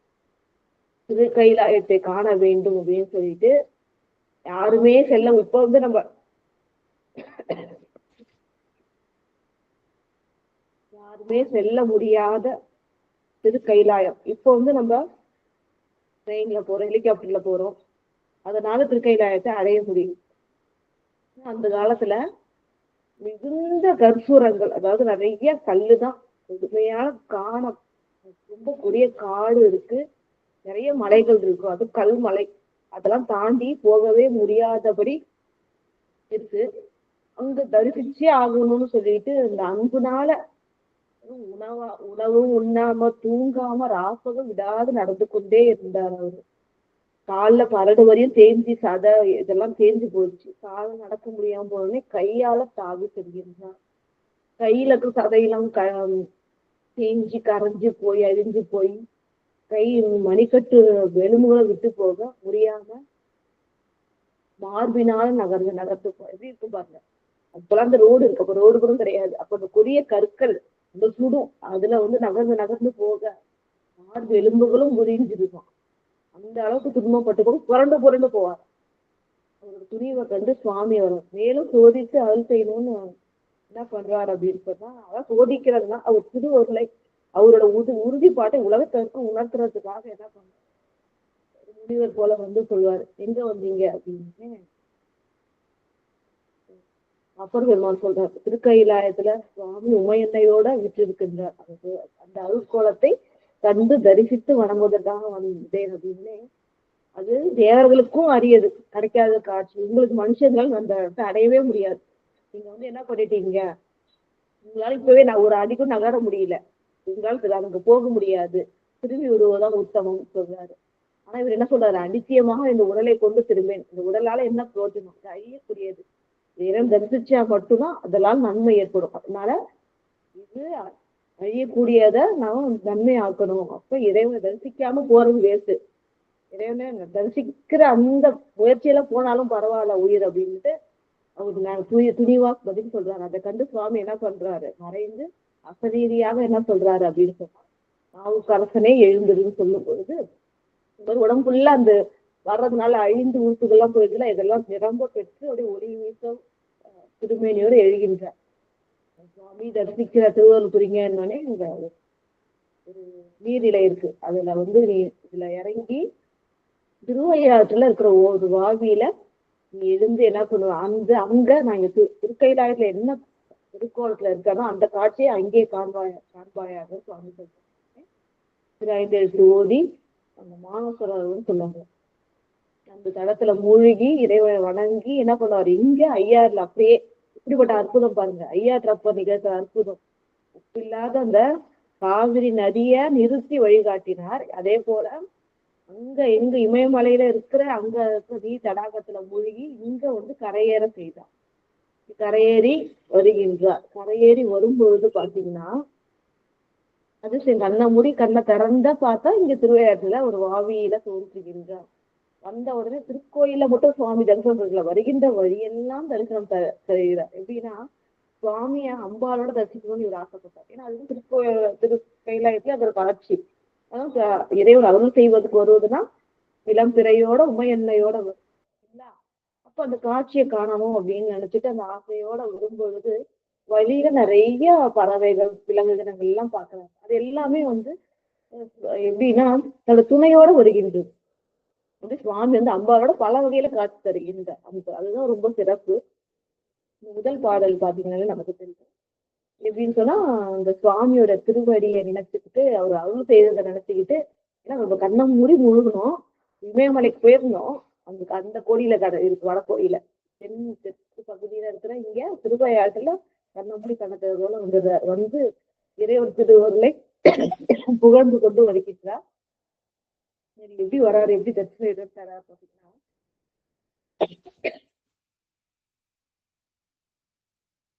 மாதர் பிறை கண்ணியானை மலையான் மகளோடும் பாடி போதோடு நீர் சுமந்தேத்தி புகுவார் அவர் பின் புகுவேன். இது பாடலா பாடம் சிறப்பா இருக்கும். மாதர் பிறை பாடி போதோடு பின்பு புகுவே யாதும் சுவடு படாமல் ஐயாறு அடைகின்ற போதல் நடத்திடியோடு கண்டு வருவன கண்டேன் கண்டேன் அவர் திருப்பாதம் கண்டறியாதன கண்டேன் கண்டேன் அவர் திருப்பாதம் கண்டறியாதன கண்டேன். இதே மாதிரி ஒரு 10 பாடல் எவ்வளவு அற்புதம் வருதுன்னா, ஒரு சிறப்பு அம்சம் என்ன பார்க்கணும் அப்படின்னு பாத்தீங்கன்னா, மாதர் பிறை கன்னி யானை. கன்னினா மாலைன்னு அர்த்தம். பிறை கன்னி யானை அதாவது இளம் பிறையை மாலை போல சுவாமி என்ன பண்றாரு, திருமுடியில சூடி இருக்காரு அப்படின்னு சொல்லிருக்காங்க. அத்தகைய இறைவன் மலையான் மகளோடும் பாடி, அத்தகைய இறைவன் மலை அரசனாகிய இமவான் மகளாகிய பார்வதி அன்னையோடு இருக்காங்க. இறைவனையும் உமையன்னையும் புகழ்ந்து பாடி போதோடு நீர் சுமந்தேத்தி, போதுனா மலர்கள் அரும்புகள். அப்ப அரும்புகளும் நீரும் இல்லையா, சுவாமிக்கு விருப்பமானது நீரும் பூவும். அப்ப அந்த பூக்களும் நீரும் சுமந்து ஏற்றி அதெல்லாம் எடுத்துட்டு போய் இறைவனுக்கு அபிஷேகம் பண்ணி ஏற்றினா புகழ்ந்து பாடி வணங்குபவர்கள் அவங்க புகுவார் அவர் பின் புகுவேன். அப்படி யார் போறாங்களோ அவங்க பின்னாடியே நான் போவேன், அப்படின்னா அவங்கள வணங்குவேன் அப்படின்னு சொல்றாங்க. இவ்வளவு சிறப்பா சொல்றாரு. யாரும் சுவடு படாமல் ஐயாறு அடைகின்ற போது, இல்லையா, சுவடே இல்லை, திருவடி சுவடே படல, நேரம் அங்க போயினாரு. இந்த திருக்கையெல்லாம் கிட்ட போய் அங்கேயே என்ன பண்ணிட்டாரு, அப்படியே அருளால இந்த வாவியில வந்துட்டாரு. அப்ப எந்த ஒரு சுவடும் இல்லாம திருவிழால ஐயாறு அடைந்தேன். ஐயாறு அடைகின்ற போது காதல் சொல்றாங்க. சரிம்மா, கொஞ்சம் வேகமா நான் சொல்றேன். கொஞ்சம் இந்த பக்கத்து வீட்டுல ஏதோ வருத்தம் போல இருக்காது, ரொம்ப தீர்ந்துச்சு. அதனால இந்த காதல் மடப்பிடியோடும், அதாவது இவர் அந்த ஐயாற்றுல இருந்து வருகின்றார். வரும்போது என்ன தரிசனம் கிடைக்குதுன்னா, முதல்ல 2 யானை வருது. ஒண்ணு ஆண் யானை, இன்னொன்னு பெண் யானை. பிடின்றது பெண் யானை, களிறுன்னு ஆண் யானை. அப்போ என்னன்னா, காதல் மடப்பிடியோடும் பெண் யானை ஆகிய பிடியோடும் களிராகிய ஆண் யானை 2ம் ஒன்னா வருது. அதை கண்டேன். அப்ப என்ன பாக்குறாருன்னா, சுவாமியும் அம்பாலும் அதை பாக்குறாரு. அந்த யானையை, அந்த களிர சுவாமியாகவும் அந்த பிடியாகிய பெண் யானையை அம்பாலாகவும் பார்க்கிறார். இவ்வளவு சிறப்பு பாருங்க. அது இறைவன் அப்படி பலவாறு தரிசனம் தருகின்றார். திருக்கையிலாய காட்சி மட்டும் கொடுக்கல, வழியில வரும்பொழுது ஒரு யானை தெரியுது, கூட துணையோட வருகின்றது. அப்ப சிவமும் சத்தியமாக பார்த்து வணங்குகின்றார். அததான் இங்க சொல்றாங்க. களிறு வருவன கண்டேன், காதல் மடப்பிடியோடும் களிறு ஒருவன கண்டேன் கண்டேன் அவர் திருப்பாதம் கண்டறியாதன கண்டேன். இறைவனுடைய திரு பாதம் கண்டேன்னா இறைவனுடைய திருவருள். இப்படி இறைவன் எனக்கு தரிசனம் தருகின்றார். இது மட்டும் துணையா வரலையா, சுவாமி எப்படிலாம் வராரு அப்படின்னும் போது இந்த பாடல் ரொம்ப அருமையா இருக்கும். அடுத்தது பாத்தீங்கன்னா, அந்த சேவல், அது அந்த கோழி, அந்த பெட்டை, அதோட பெடையோட வரும், அதோட துணையோடும் வரும். அதே போல பாத்தீங்க அப்படின்னு பாத்தீங்கன்னா, இந்த பறவை மயில், அதாவது நீர்ல இருக்கிற பறவை கூட்டங்கள், அதுவும் பாத்தீங்கன்னா துணையோடு வரும். அடுத்தது ஏனம் பன்றி, அது கூட அதோட துணையோட வரும். இந்த மாதிரி மான், அது கலைமான்னா ஆண்மான், அது அதோட பெண்மானோட வரும். கிளி, அதுவும் அதோட துணையோட இருக்கும். அப்ப இது போற வழியில பார்க்க விலங்கினங்கள் எல்லாமே அதோட துணையோட இருக்கும். அப்ப அது எல்லாமே சிவமும் சக்தியுமாக பார்த்து வணங்கி கொண்டு வருவார். இறைவன் எப்படி பல வகையில தரிசனம் தருகின்றார் அப்படின்னு வணங்கிக்கிட்டே வருவார். அவ்வளவு ஒரு சிறப்பான ஒரு பாடல் இது. இதுல ஒவ்வொரு வரியிலையும் முதல்ல அந்த இளம் பிறையை அணிஞ்சிருக்கிறது வரும். அப்ப என்னன்னா, உமையன்னையோடு வரும்பொழுது சுவாமி இளம் பிறை அணிஞ்சிருப்பார். அப்ப அது திருவருள். அப்ப இறைவன் அடியார்களுக்கு திருவருள் செய்யும் பொழுதுலாம் உமையன்னையோட வருவார். அந்த இளம்பிறையை சூடி வருவார். ஆனா இந்த பதிகம் நமக்கு திருவருள் எழுத மிக மிக ஒரு இன்றியமையாதான ஒரு பதிகம். நேற்றுதான் முழுவதும் அதை உணர்ந்து படித்தேன். இவ்வளோ ஒரு சிறப்பா இருக்குது. போல அந்த இறைவனுடைய திருவருளை பெற்றவர். இத்தகைய சிறப்பு உடையது திருவையாறு. நமக்கு தெரியும் காசிக்கு சமமான கஷேத்திரங்கள் 6ல இதுவும் ஒண்ணு. அவ்வளவு சிறப்பு உடையவர் ஐயாற்றி ஈஸ்வர் பெருமான் அப்படின்னு சொல்லிட்டு அவ்வாறு சிறப்புடைய ஐயாற்றை சென்று வணங்குகின்றார்கள். வணங்கி அடுத்த பாடல் 139. அங்கன் அரணார் கருணையினை ஆற்றாது ஆற்றி திளைத்து இறஞ்சி தங்கள் பெருமான் திருவருளால் தாழ்ந்து மீண்டும் தடம் பொன்னி பொங்கு நதியின் முன் வந்த படியே நடுவு போந்து ஏற துங்க வரை போல் நின்ற நீர் துறந்து தொடர பெருகியதால் அங்கன் அரணார் கருணையினர். அங்கன் அப்படின்னு சொன்னா அவ்வாறு இறைவனுடைய கருணையினை பெற்று இந்த கருணையினை ஆற்றாது ஆற்றி, அதாவது என்னன்னா இறைவனை தரிசிக்கிறார்கள், எல்லையில்லாத ஆனந்தம் கிடைக்குது. அந்த ஆனந்திலே திளைச்சிருக்காங்க. ஆனா அது திருப்தி அடையல இல்லையா? இன்னும் இந்த தரிசனம் வேணும் அப்படின்னு சொல்லிட்டு தன்னார கண்டு தரிசித்து கொண்டே இருக்கின்றார்கள். அதை ஆற்றாது ஆற்றி அப்படின்னு சொன்னா நிறைவு பெறல. இன்னும் தரிசிக்கணும், இன்னும் கொஞ்ச நேரம் இறைவனை திருமேனியாக தரிசிக்கணும், திருவுருவை கண்டு வணங்கணும்னு அது தரிசிச்சுட்டே இருக்காங்க. அதுக்கப்புறம் அந்த இன்பம், இறைவனை வணங்குறதால அந்த இன்பம், அந்த இன்பத்தினால சரி போதும், நம்ம அடுத்த கோயிலுக்கு போகணுன்றதுனால அந்த இடத்த விட்டு நீங்குறாங்க. ஆற்றாது ஆற்றி திளைத்து இறஞ்சி, அந்த அன்பு வெள்ளத்திலேயே திளைத்து இறஞ்சி, அவருக்கு இத்தகைய கருணையினை இறைவன் தந்திருக்கார். அதை போற்றி இறஞ்சி தங்கள் பெருமான் திருவருளால் தாழ்ந்து, இறைவனுடைய திருவருளால தாழ்ந்து வணங்கி மீண்டும் தடம் பிடிப்ப இறைவனை வணங்கியாச்சு, பதிகமும் பாடியாச்சு, திருப்பி என்ன பண்ணணும், அந்த வழியே செல்லணும். அதனால மீண்டும் தடம் பொன்னி திருப்பி என்ன பண்றாங்க, அகன்ற பொன்னி ஆகிய காவிரி பொங்கு நதியினவர் பொங்கி பிரவாகமாக வேகமாக வெள்ளமாக வருகின்ற நதியின் முன் வந்த படியே. ஏன்னா அந்த இடத்துல இவங்களுக்காக இறைவன் வழி அமைச்சு கொடுத்துருக்காரு. அப்ப முன் வந்த படியே நடுவு போந்து ஏற, நடுவில் அப்படியே என்ன பண்றாங்க, போய் வடகரையில இருந்து தென்கரையை போய் ஏறுறாங்க. ஏறின உடனே துங்க வரை போல் நின்ற நீர் தொடர பெருகியதால், அதாவது இது மலை போல நின்றுச்சு இல்லையா, அந்த தண்ணி போகாம மலை போல அப்படியே நின்றுச்சு, வழிகாட்டுச்சு. அது இவங்க எல்லாரும் கரை ஏறின உடனே நின்ற நீர் துறந்தது, அப்படியே அடக்கி வச்சிருக்கிறது. அந்த வெள்ளம் கட்ட அவுத்து விட்டா எப்படி வேகமா பாயுமோ அதே போல வேகமா என்ன பண்ணுது, அந்த தண்ணீர் பாய்ந்தது அப்படின்னு சொல்றாங்க. துறந்து தொடர பெருகியதால், அணையிலேருந்து வெளிப்படுற நீர் எவ்வளவு வேகமா போகுமோ அதே போல அது ஏறின உடனே என்ன ஆகுதுன்னா வேகமாக அந்த பொன்னியாறு கடந்து போகின்றது அப்படின்னு சொல்லிட்டு இவரோட இறைவன் செய்த அருள்திறத்தை ஒரு சிறப்பா போட்டு சொல்றார். பெருகியதா. 140வது பாடல். ஆய செயலின் அதிசயத்தை கண்டு அக்கரையில் ஐயாறு மேய பெருமான் அருள் போற்றி வீழ்ந்து தாழ்ந்து மேல்பால் போய் தூய மதிவாள் தடையாத்தம் பதிகள் பிறவும் தொழுது ஏற்றி மேய கொங்கு நாடு அணைந்தார் திரு ஆரூரர் சேரருடன். இவ்வாறு இறைவனோட திருவுருளை போற்றி கொண்டு போறாங்க. ஆய செயலின் அதிசயத்தை இவ்வாறு இறைவன் ஒப்பில்லாத அதிசயத்தை நிகழ்த்திருக்காரு இல்லையா, இதை இந்த கண்டு அக்கரையில் ஐயாறு மேய பெருமான் அருள் போற்றி. இப்ப என்ன பண்றாங்க, அக்கறை ஏறிட்டாங்க, இருந்தாலும் எதை பத்தி பேசிட்டே போறாங்க, ஐயாற்று பெருமான் அருள் செய்த கருணையினை போற்றி கொண்டே வீழ்ந்து தாழ்ந்து கரைக்கு போய் என்ன பண்றாங்க, ஆறு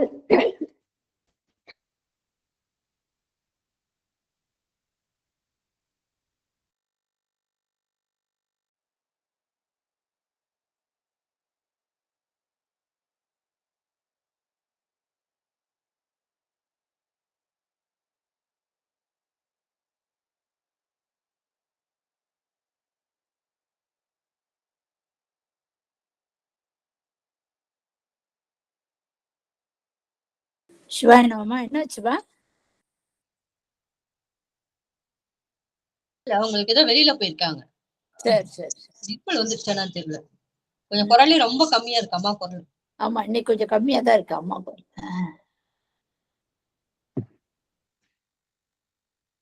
இன்னைக்கு நம்ம கொஞ்சம் கோல்டு இன்னைக்கு. அது இல்லாம பக்கத்துல ஏதோ ஏதோ வறுக்குறாங்க போல தட்டி, அது அப்படியே குறைச்சி டிஸ்டர்பன்ஸ் இருக்கு. அப்ப இந்த அதிசயத்தை போற்றி கொண்டு இறைவன் இவ்வாறு அதிசயம் நிகழ்த்தினாரேன்னு அதை போற்றி கொண்டே மேல்பால், அதாவது மேற்கு நோக்கி செல்கின்றார்கள். மேல்பால் போய் தூய மதிவாழ் அடையாத்தம் பதிகள். இறைவன் வந்து தன்னுடைய திருமுடியில வந்து இளம்பிறைய சூடியிருக்காரு. அது இறைவன் வந்து புனிதர், புண்ணியர், அதனால அவர் சூடி இருக்கிறதுனாலே அது தூய மதி அப்படின்றாங்க. இந்த தூய மதிவாழ் அடையார் இவ்வாறு இளம்பிறையை சூடி இருக்கின்ற இறைவன் தம் பதிகள் பிறவும் தொழுது ஏற்றி மற்ற பதிகள், போற வழியில இருக்கிற மற்ற பதிகளையும் பணிந்து வணங்கி கொண்டே சேய கொங்கு நாடு அழிந்தார். தூரத்துல இருக்கிற அந்த கொங்கு நாடு, கொங்கு நாடுனா கோயம்புத்தூர் பகுதி, நமக்கு தெரியலீங்களா? நமக்கு மேற்கு பக்கம் கொங்கு நாடு இருக்கு. அந்த பகுதியை கடந்துதான் அப்புறம் சேர நாட்டுக்கு போனோம், கேரள நாட்டுக்கு. அவ்வாறு இந்த கொங்கு நாடு அணைந்தார் திருவாரூரர் சேரருடன். இந்த கொங்கு நாட்டுக்கு திருவாரூரர் ஆகிய சுந்தரமூர்த்தி நாயனார் பெருமான் சேர பெருமானுடன் செல்கின்றார். கொங்கு அடுத்த பாடல் வந்து கொங்கு நாடு கடந்து போய் புலவு மலை நாட்டு எல்லையே உற நங்கள் பெருமான் தோழனார் நம்பி தம்பிரான் தோழர் அங்கன் உடனே அணைய விழுந்த அருளா நின்றார் எனும் விருப்பால் எங்கும் அந்நாட்டு உள்ளவர்கள் எல்லாம் எதிர்கொண்டு இன்புறுவார். அதாவது கொங்கு நாடு கடந்து போய் கோயம்புத்தூர் பகுதி, அதுதான் வந்து நாட்டை கடந்து போய் குலவு மலை நாட்டு எல்லை உற. குலவுனா வளைந்தன்னு ஒரு அர்த்தம். இறைவன் திருவடியை வந்து அந்த தூக்கிய திருவடியை வந்து குலவு பாதம், வளைந்த பாதம்னு சொல்லலாம். இன்னொன்னு என்ன சொல்லுவாங்கன்னா விளங்கும், எப்பொழுதும் பெருமை விளங்கும் பாதம் சொல்லுவாங்க. அது போல நமக்கு நெருக்கமாக உள்ளது அப்படின்னு சொல்லுவாங்க. அப்ப வந்து நெருங்கி உறவாடுதல்ன்ற ஒரு ஒரு ஒரு அந்த அர்த்தமும் அந்த குலவுன்ற வார்த்தைக்கு இருக்கு. குலவு மலை நாட்டு, ரொம்ப பெருமை பொருந்திய விருப்பத்துக்கு உரிய அந்த மலை நாட்டுக்கு, அது கேரள நாட்டுக்கு எல்லையில போய் சேர்றாங்க. ஏன்னா அது வந்து சேரமான் பெருமாளோட நாயனாரோட ஊர்ல அதனுடைய அரசன் வேற நாட்டுக்கு போய் திருப்பி வரும்பொழுது எதிர்கொண்டு வணங்குவாங்க, அழைப்பாங்க. அததான் அங்க சொல்றாங்க. நங்கள் பெருமான் தோழனார்,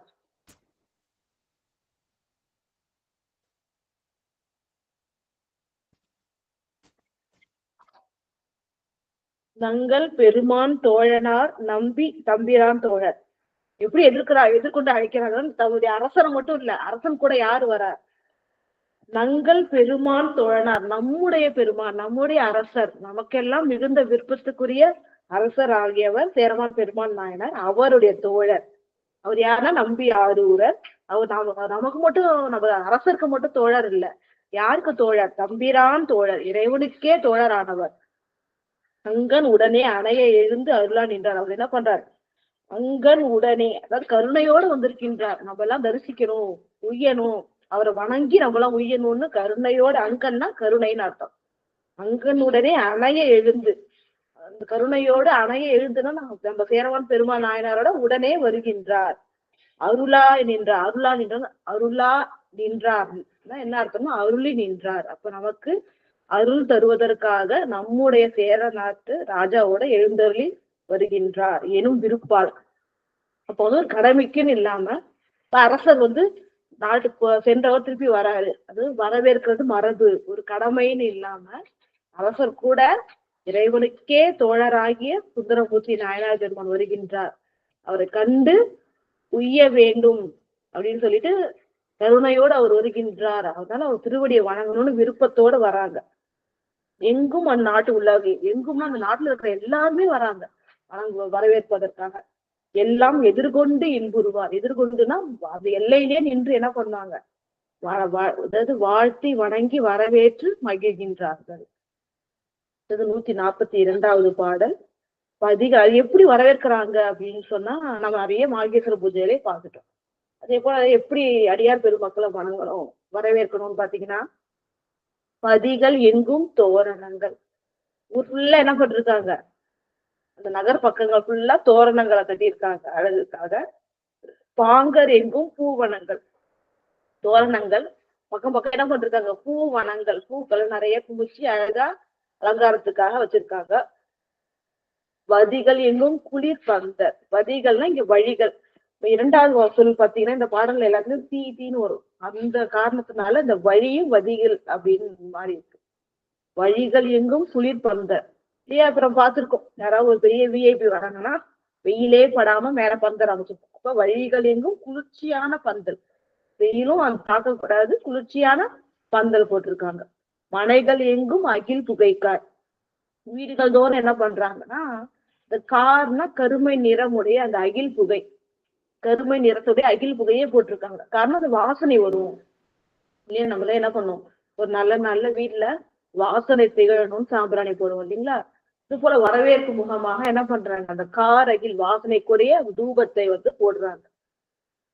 அடுத்தது நதிகள் எங்கும் மலர்பிறன்கள், எவ்வளவு சிறப்பா சொல்றாங்கன்னா, அதாவது மக்கள் மட்டும் வரவேற்கலையா, நதிகள் கூட வரவேற்கதான். எப்படின்னு பாத்தீங்கன்னா, நதிகள் எங்கும் மலர்பிறங்கள், நதிகள் நமக்கே தெரியும் வரும்போது இலை தழை எல்லாம் அடிச்சுட்டு வரும். ஆனா அது என்ன வருதா, மலர்களை நிறைய மலர்களை கொண்டு வருதான். அப்ப கொண்டு வந்து வரவேற்குதான், வரவேற்கிற மாதிரி நதிகள் கூட மலர்களை கொண்டு வருது. அது மட்டும் இல்லாம ஞாங்கர் எங்கும் ஓங்குவன, அந்த நதிகளோட பக்கத்துல என்ன ஆகுதுன்னு பாத்தீங்கன்னா, ஞாங்கர் எங்கும் ஓங்குவன நிதிகள். இந்த நதிகள் மலர்களை மட்டும் கொண்டு வரலையா, பொண்ணும் நமக்கே தெரியலையே, இந்த ஆத்தோரம் நீர்நிலைகள் ஓரெல்லாம் சில சமயம் பாத்தீங்கன்னா அப்படியே பளிச்சு பளிச்சுன்னு அந்த பொன் துகள்கள் எல்லாம் கொண்டு வந்து ஆறு சேர்த்திருக்கும். அது போல பொண்ணும் மணிகளும் கொண்டு வந்து ஆறு அடிச்சுட்டு கரையில சேர்த்து வைக்குதான், உங்களை வரவேற்கிற மாதிரி கொண்டு வந்து சேர்க்குதான். அது இயல்பா நடக்கிறது எவ்வளவு சிறப்பு பொருந்தியதா சேர்க்கிறார் பெருமாள் சொல்றாங்க. மக்கள் மட்டும் இல்ல, அதாவது தோரணங்கள் கிடைச்சிருக்காங்க, நிறைய பூங்கொடிகள் பூச்செடிகள் எல்லாம் வச்சு வரவேற்கிறாங்க, குளிர் பந்தர்கள் வச்சிருக்காங்க, எங்கும் அகில் புகைகள் போட்டு வணங்குறாங்க. நதிகளும் என்ன பண்ணுது, மலர்களை கொண்டு வந்து சேர்த்து வணங்குது, பொன்னையும் மணிகளையும் வாரி கொண்டு வந்து குமிச்சு குமிச்சு வச்சுட்டு என்ன பண்ணுதா, வரவேற்குது. நிதிகள்னா அதுதான், பொன்னும் மணிகளும் கொண்டு வந்து இந்த நதிகளும் சேர்க்குது. எங்கும் உழவின் ஒளி, இப்படி நம்ம மங்கள வாத்தியம் செய்வோம். ஒரு விசேஷம் நடக்குதுன்னா கண்டிப்பா மங்கள வாத்தியங்கள் முழங்கதான் அதை நம்ம செய்வோம். அதே போல எங்கும் உழவுன்றது ஒரு மங்கள வாத்தியம். அந்த முழவின் ஒலி எங்குமே கேக்குது. நிலங்கள் எங்கும் குளம் சுடர்பூ, நிலங்கள் எங்க பார்த்தாலும் பூவாதான் இருக்கும். ஏன் பார்த்திருக்கோம், ஒரு பெரிய ஆளுங்க வரும்போது பூ தூவி வரவேற்போம். அதே போல எங்க பார்த்தாலும் தூவி இருக்காங்களா, அதனால நடக்க நிலமே தெரியல, பூக்களாவே தெரியுதான். அப்ப எங்க பார்த்தாலும் பூ மாறி பொழிந்து வாழ்த்தி வணங்குகின்றார்கள், ஒளியுடைய அந்த பூக்களை தூவி வாழ்த்தி வணங்குகின்றார்கள், எப்படி வரவேற்றார்கள் அப்படின்றது சொல்றாங்க. அடுத்த 143வது பாடல். திசைகள் தோறும் வரும் பெருமை அமைச்சர் சேனை பெருவெல்லம். இப்ப மக்கள் மட்டும் இல்ல, ஏன்னா அரசர் இல்லையா, அப்ப அவரோட சேனைகள்ல முதற்கொண்டு அணிவகுத்து என்ன பண்ணும், வரவேற்பு. அது எப்படி வரவேற்கிறாங்கன்னு பாத்தீங்கன்னா, திசைகள் தோறும் வரும் பெருமை, எல்லா திசையில இருந்து பெருமை வருகின்றதான். அதாவது என்னன்னா, பெருமைனா செல்வம். ஒவ்வொருலயும் அதாவது இப்ப 4 வழியிலையும் செல்வம், அந்தந்த பகுதியில என்னென்ன சிறப்பா விளைந்ததோ அதெல்லாம், அந்தந்த பகுதியில அதிகமா என்ன சிறந்த ஆடைகள் எல்லாம் கிடைச்சதுன்னா அதெல்லாம், சிறந்த மணிகள் பொன்மணிகள் எல்லாம் கிடைச்சதுன்னா அது, சிறந்த ரத்தினங்கள் வேற பகுதியில கிடைச்சதுன்னா அது. அது போல எல்லா திசையிலையும் இதெல்லாம் சிறந்த பொருள் இருக்கோ அதெல்லாம் கொண்டு வந்து என்ன பண்றாங்க, வச்சு வரவேற்கிறாங்க. இப்ப திசைகள் தோறும் வரும் பெருமை, அந்த பக்கம் இருக்கிற பெருமை எல்லாம் கொண்டு வந்து வச்சு இலையில வச்சு வணங்குறாங்க, வணங்கி வரவேற்கிறார்கள். அமைச்சர்கள் வேற யாரையெல்லாம் நின்று வணங்கு வரவேற்கிறாங்கல்ல,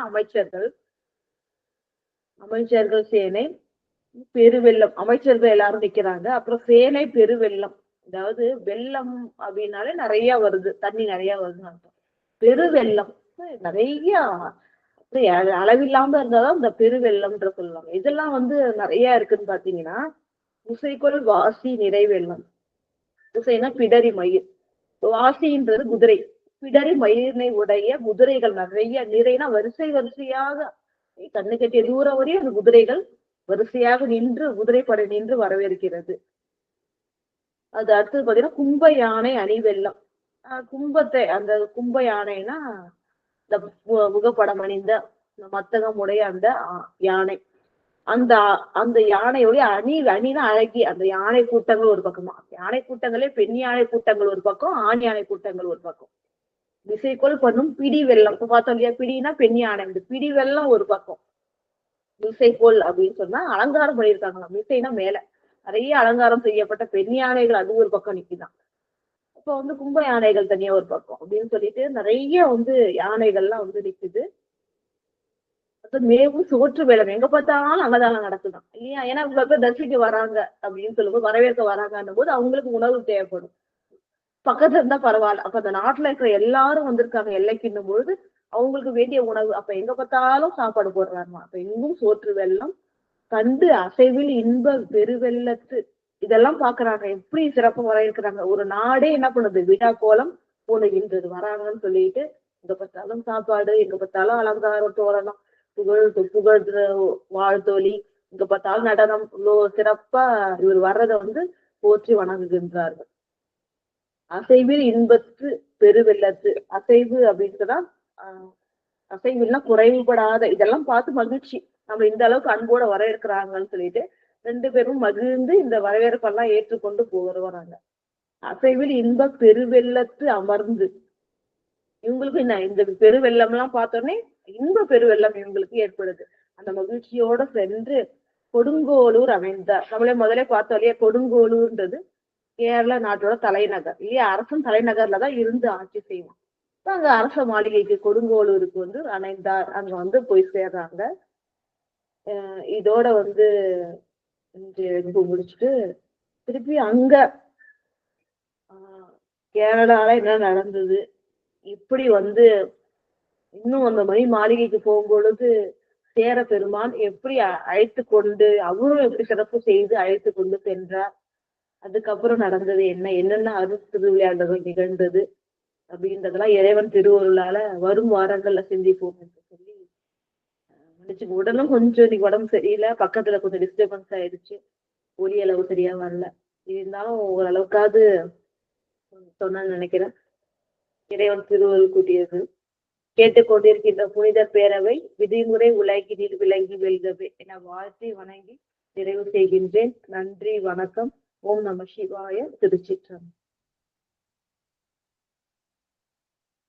சிவாய நம. திருச்சிற்றம்பலம். குரல் வந்து கொஞ்சம் கம்மியா இருந்தாலும் எடுத்த விதம் நல்லா அருமையா தான் இருந்தது. அது எந்த குறையும் இல்லை.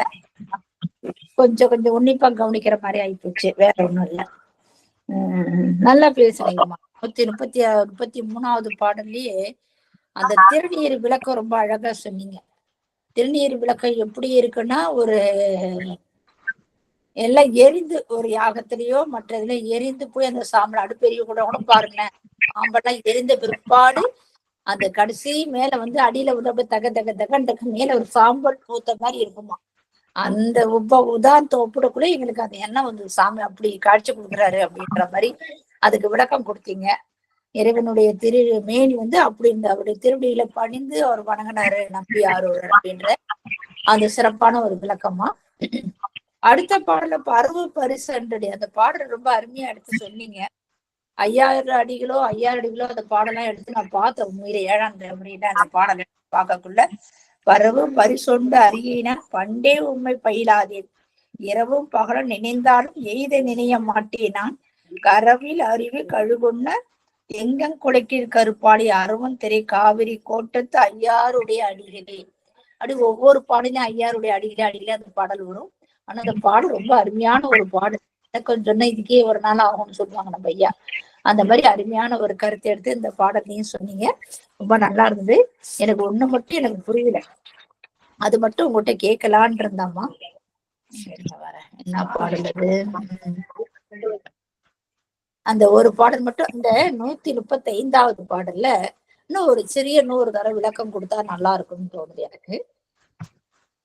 அந்த இறைவன் வந்து ஏதோ கூப்பிட்டு கதறி கணக்கு அந்த புனிட்டு பசுவை அந்த பசுவும் கண்டு எனக்கு ஒப்பிட்டு என்னன்னு சொல்ல தெரியல. அது என்ன எப்படி அடியன் வந்து சரியா புரியல, அடியனுக்கு புரியல. அந்த ஒரு பாடல் மட்டும் ஒரு முறை விளக்கம் சொல்லுங்கம்மா. கண்டிப்பாமா, கண்டிப்பா. ஓம் நம சிவாய. அதாவது என்னன்னா, இப்ப வந்து சுந்தரமூர்த்தி நாயனார் பெருமானும் சேரமான் பெருமாள் நாயனாரும் தென்கரையில நிக்கிறாங்க.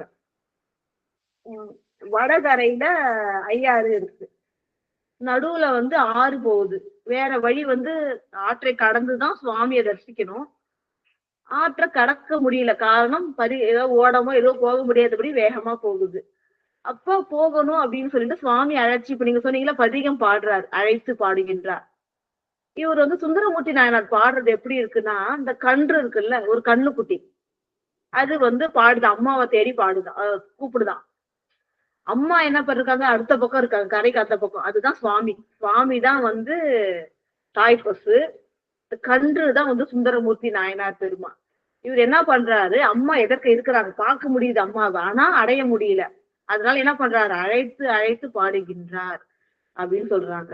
தடைன்னா அதுதான். இப்ப காவிரி தடை போடுது, அம்மாவை சேர முடியல, அதனால அழைத்து பாடுகின்றார்.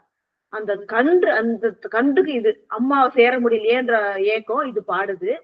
தாய் பசுவோட பெருமை சொல்றாங்க பாருங்க. அதாவது சுவாமி அந்த பக்கம் இருக்கிறா இல்லையா ஐயாரப்பர், அவருக்கு எப்படின்னா தன்னுடைய குட்டியை பிரிஞ்சு தாய் பசுக்கு எவ்வளவு ஒரு அன்பு இருக்கும், ஒரு ஏக்கம் இருக்கும், ஒரு வலி இருக்கும். அதுவும் எப்படின்னா அப்பதான் குட்டி போட்டிருக்காங்க அந்த தாய் பசு. அப்ப எப்படி இருக்கும், ஐயோ நம்ம இந்த கன்றுக்கு ஒண்ணுமே தெரியாதே, இது நிக்க கூட தெரியாது, அது பத்திரமா பாதுகாப்புமே ரொம்ப அந்த தாய் பசு எப்பவுமே அப்ப கன்று போட்டுச்சுன்னா ரொம்ப அந்த அந்த குட்டி மேல ரொம்ப அன்பா இருக்கும். அது போல ஐயாரப்பர் வந்து சுந்தரமூர்த்தி நாயனார் ஆகிய கன்று அழைத்த உடனே அந்த அன்பும் அந்த கருணையும் மேல பெருகின உடனே கதறி கணக்கிறாராம், கணச்சி ஓலம்னு சொல்றாராம். அதாவது அவரு அந்த குழந்தை கூப்பிட்ட உடனே அந்த பசுவும் கணச்சு சத்தம் கொடுக்கும் இல்லையா திருப்பி, அது போல ஓலம்னு சுவாமி சொல்றார். ஓலம்னு சொன்ன உடனேதான் என்ன பண்ணுதுன்னா காவிரி நதி பிரிந்து வழிகாட்டியது. அப்ப வந்து கன்று அழைக்கிறது சுந்தரமூர்த்தி நாயனார் பெருமான் பதிகம் பாடுறது. தாய் பசு வந்து ஐயாரப்பர், அவரு வந்து கன்று பாட்டை கேட்ட உடனே கதறாராம், ஐயோ நம்மளோட புள்ள வந்து கஷ்டப்படுறானே, பார்க்க முடியலையே அப்படி, அவங்களுக்கு பார்க்க முடியாம கஷ்டப்படுறானேன்ட்டு வருத்தப்பட்டு என்ன பண்றாராம் இவரும். உடனே இதோ இருக்கம்பா வந்துட்டேன்பான்ற மாதிரி ஓலம் அப்படின்றார். ஓலம்னு சொன்ன உடனே என்ன ஆகுதுன்னா பிரிந்து வழிகாட்டியது. அந்த தடைன்றது காவிரி ஆறு, கன்றுன்றது சுந்தரமூர்த்தி நாயனார் பெருமான், தாய் பசு வந்து ஐயாரப்பர். அது அப்ப போட்ட கண்ணு போட்ட தாயா, அதான் ரொம்ப அன்போட அவர் இருக்காருன்னு. அடியார் பெருமக்களுடைய அன்பு மட்டும் இல்ல, இறைவனும் அடியார்கள் மேல எவ்வளவு அன்பு இருக்காரு அப்படின்றத சேக்கிழார் பெருமான். அதான் அந்த புனிற்று ஆனா பசுன்னு அர்த்தம். புனிற்று ஆனா அப்போது கன்று போட்ட பசுன்னு அர்த்தம். அதுதான் கன்று தடை உண்டு எதிர் அழைக்க. கன்று வந்து தடை உண்டு, தடை ஏற்பட்டுருச்சு, அதை பார்த்து எதிர் அழைக்க நேர்ல இருக்கு, ஆனா அம்மாவை சேர முடியல, அதனால அழைக்க கதறி கணைக்கும். அந்த கண்ணுக்குட்டியை பார்த்த உடனே பாசத்தால கதறி கணைக்கின்ற புனிற்று அப்ப குட்டி போட்ட பசுமாடு போல ஒன்று உணர்வான். சுவாமி என்ன பண்றாங்க, சராசரங்கள் அந்த சராசரங்களும் கேட்கும்படி ஓலம் அப்படின்னு வார்த்தை சொல்றார் சுவாமி. அந்த வார்த்தை சொன்ன உடனே இது இவர் அழைக்கிறது வந்து சுந்தரமூர்த்தி நாயனார் கன்று அழைக்கிறது பதிகம் மூலமா. சுவாமி திருப்பி சத்தம் கொடுக்கும் இல்லையா தாய் பசு, கன்று சத்தம் கொடுத்த உடனே இதுவும் கொடுக்கும். இது ஓலம்னு சுவாமி சொல்றாங்க. உடனேதான் காவிரி நதி பிரிந்து வழிகாட்டியது. உடனே பொன்னி மாநதியும் அப்படி இருக்கிற அந்த மாநதியும் பிரிந்து வழிகாட்டியது அப்படின்ட்டு இது இறைவன் திருவருள் தான். பாருங்க ஐயாரப்பர் இது திருப்பியும் சொல்லி இறைவனை வணங்க போற்ற வச்சிருக்காரு பாருங்க. ஐயாரப்பரோட பெருமை இதுதான். இது இந்த பதிகத்தை கிடைக்கும் போதும் அவ்வளோ ஒரு சிறப்பா ஒரு உள்ளுணர்வு. இப்பயும் அதுதான் நினைக்கிறார் ஐயாரப்பர். அவரோட பெருமைய இன்னும் கேட்கணும், இன்னொருத்தர சொல்லி கேட்கணும்னு ஆசைப்பட்டிருக்காரு போல. ஏதாவது சந்தேகம்? அப்புறமா 137வது பாடல்ல அது என்னமோ தேவர்ல ஏமாங்க வராங்க, அந்த தேவதி உமக்கு அடுத்த திருவருள் அன்றோ அப்படின்னு போட்டிருக்காங்க. தேவர் பெருமான் ஏன் வந்து அங்க திருவருள் புரியுறாங்க? நம்ம நம்பியாரூர் வர்றாரு, நம்பியாரூர் திருவடிய சேரமான் பெருமான் பற்றி வணங்குறாரு.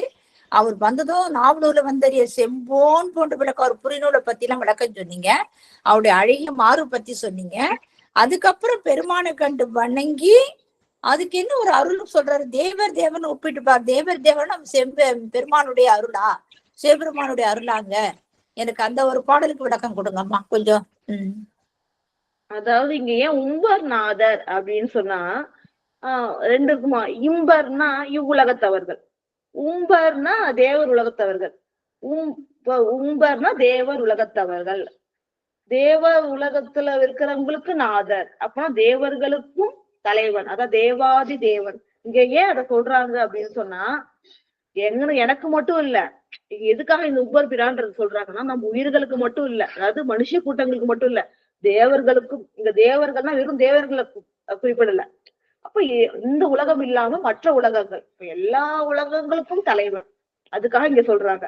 அதாவது எல்லா உலகங்களுக்கும் தலைவனா இருந்தாலும் அவனோட கருணை எல்லா உயிர்களிடத்தும் ரொம்ப பெருசு. அவர் மனுஷன்தான், தேவர்கள் தான் பார்க்க மாட்டாங்க. அதுதான் இந்த இடத்துக்கு சொல்றாங்கன்னா, அவர் எல்லா உலகத்துக்கும் தலைவன்.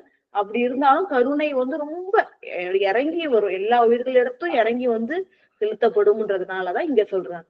நான் சொல்றது புரியும் நினைக்கிறேன். அதாவது இறைவனோட பெருமை ரொம்ப பெருசு, அதேபோல் கருணையும் அந்த அளவுக்கு ரொம்ப ரொம்ப பெருசு அப்படின்னு சொல்றதுக்காக, அவர் எனக்காக செய்யல இறைவன் உனக்காக. அதாவது என்ன சொல்றாங்கன்னா, இந்த மாநதி வழி காட்டுச்சு இல்லையா, சென்று தரிசனம் பண்ணிட்டு வராங்க. வந்த உடனே சுந்தரமூர்த்தி இந்த தரிசனம் நீங்கி வழிகாட்டின உடனே சேரமான் பெருமாள் நாயனார் சுந்தரமூர்த்தி நாயனார வணங்குறாரு. காரணம் என்னன்னா, ஐயா நீங்க பதிகம் பாட்டுனீங்க, அதனாலதான் திறந்துச்சு, அது வழி கிடைச்சதுன்னு சொன்ன உடனே சுந்தரமூர்த்தி நாயனார் பெருமாள் என்ன சொல்றாருன்னா, உம்பர்நாதர் உமக்கு அருளியதன்று, தேவர்களுக்கும் தலைவனாகி விளங்குகின்ற இறைவன். அவர் ரொம்ப உயர்வா இருக்கிறவரு, இப்படி கருணை செஞ்சிருக்காரு, நினைச்சு கூட பார்க்க முடியாத கருணை செஞ்சிருக்காரு. எனக்காக இல்ல, உனக்காக ஐயா.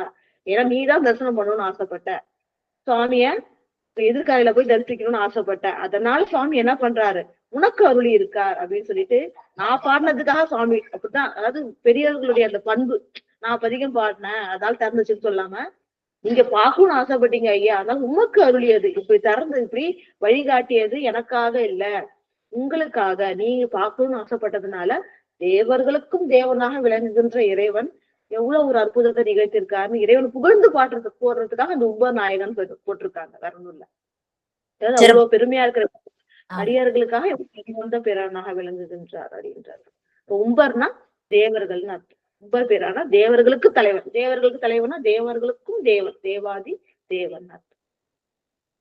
நன்றி நன்றி நன்றி நன்றி. அப்ப புரிஞ்சுதுமா, 2 பாடம் நல்லா அழகா விளக்கம் புரிஞ்சுது.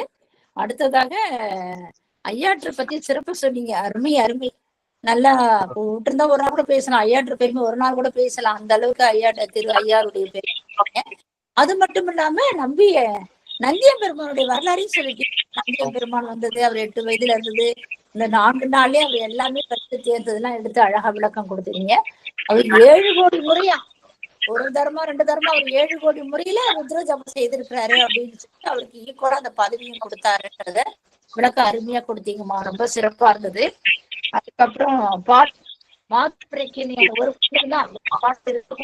பாடலுடைய விளக்கம் ரொம்ப அருமையா அழகா சொன்னீங்கன்னா, அது ரசிச்சாங்கிற விளக்கம் புரியணும். எப்ப திருநாவுக்கரசர் எப்படி உணர்ந்து அவர் பாடக்குள்ள எல்லாருடைய அந்த கடைசி வரையில எல்லா பாடலையும் அது சிவபெருமானும் அம்மை அப்பறாவே அவருக்கு காட்சி கொடுத்ததாக அந்த பாடல் எல்லாமே வரும். மாதர் பிறை கன்யானை மலையான் மகளோட பாடி அருமையா அந்த முதல் பாடலுக்கு 2வது பாடலுக்கு எடுத்து கொடுத்தீங்க, ரொம்ப சிறப்பா இருந்ததுங்கம்மா. நன்றி நன்றிங்கம்மா. சிவாய நம்ம திருச்சிற்றம்பலம். அடியார்கள் ஏதாவது போக வேண்டாம், ஏதாவது சந்தேகம் வந்தாலும் கேளுங்க. சொல்லுங்கம்மா. நம்ம போன கொஞ்சம் நகர்த்தி வச்சா சவுண்ட் நல்லா வருதுன்னு நினைக்கிறேன். இப்ப வருதுங்களா ஒழுங்கா சவுண்டு? இப்ப நல்லா வருதுங்கம்மா. எனக்கு போன் கொஞ்சம் அது நகரக்கூடாதுன்றதுக்காக ஒரு புக் வச்சிருந்திருக்கேன், அதனால கொஞ்சம் டிஸ்டர்பன்ஸா இருக்கு. நீங்க இதுக்கப்புறம் ஏதாவது இருந்துச்சுன்னா முதல்ல எனக்கு சொல்லிட்டீங்கன்னா நான் கொஞ்சம் போன் அட்ஜஸ்ட் பண்ணிக்கிறேன் அடுத்த வகுப்புலாம் ஏதாவது. இன்னைக்கு கொஞ்சம் குரல் கொஞ்சம் கம்மிதான் இன்னைக்கு. சரி, அம்மா உடல்நிலை சரியில்லை போட்டுக்கன்னு நினைச்சிட்டேன். வாட்டி அது நல்லா இருக்கும் பொருள். உங்க வகுப்பு கூட நம்ம அப்புறம் ஒரு நிமிடத்துல அருமையா பேசுனீங்கன்னு சொன்னேன் இல்லையா, ரொம்ப நல்லா இருந்தது அன்னைக்கு வகுப்பு கூட. இன்னைக்கு கொஞ்சம் குரல் கம்மிதாம்மா, இன்னைக்கு கொஞ்சம் நல்லா கேக்குது. அடுத்த வகுப்பு நம்மளால சரி பண்ணிக்கலாமா, ஒன்னும் தப்பு இல்லை, அடுத்த வகுப்பு சரி பண்ணிக்கலாம். வாழ்த்து பாடல் பாடி முடிச்சு நம்ம நிறைவு செஞ்சுட்டு அடுத்த அடியாருக்குலாம் வாய்ப்பு கொடுக்கலாமா. வான்மொழியில் வழாது செய்ய மணி வளர்த்த மன்னன் போன்முறை அரசு செய்ய குறவிலாது வாழ்க நான் மறைவி அரங்கள் போங்க நல்தம் வேள்வி மல்க மேன்மை கொள் செய்க நீதி விளங்குக உலகமெல்லாம் மேன்மை கொள் செய்க நீதி விளங்குக உலகமெல்லாம் ஆயிரு தடந்தோள் வாழ்க அருமுகம் வாழ்க வெப்பை ஊறு செய்த அணிவேல் வாழ்க, குணம் வாழ்க செல்வ. ஏறிய மங்கை வாழ்க, யானை தன்னணங்கு வாழ்க, மாறிலா வள்ளி வாழ்க, வாழ்க சீரடியார் எல்லாம். மாறிலா வள்ளி வாழ்க, வாழ்க சீரடியார் எல்லாம். திருச்சிற்றம்பலம். நன்றிம்மா. அடுத்தவங்க யாராவது சந்தேகம் இருந்தாலும் கேட்கலாம். உங்களுடைய சந்தேகத்தை கேட்கலாம் நீங்க. சிவாய நம.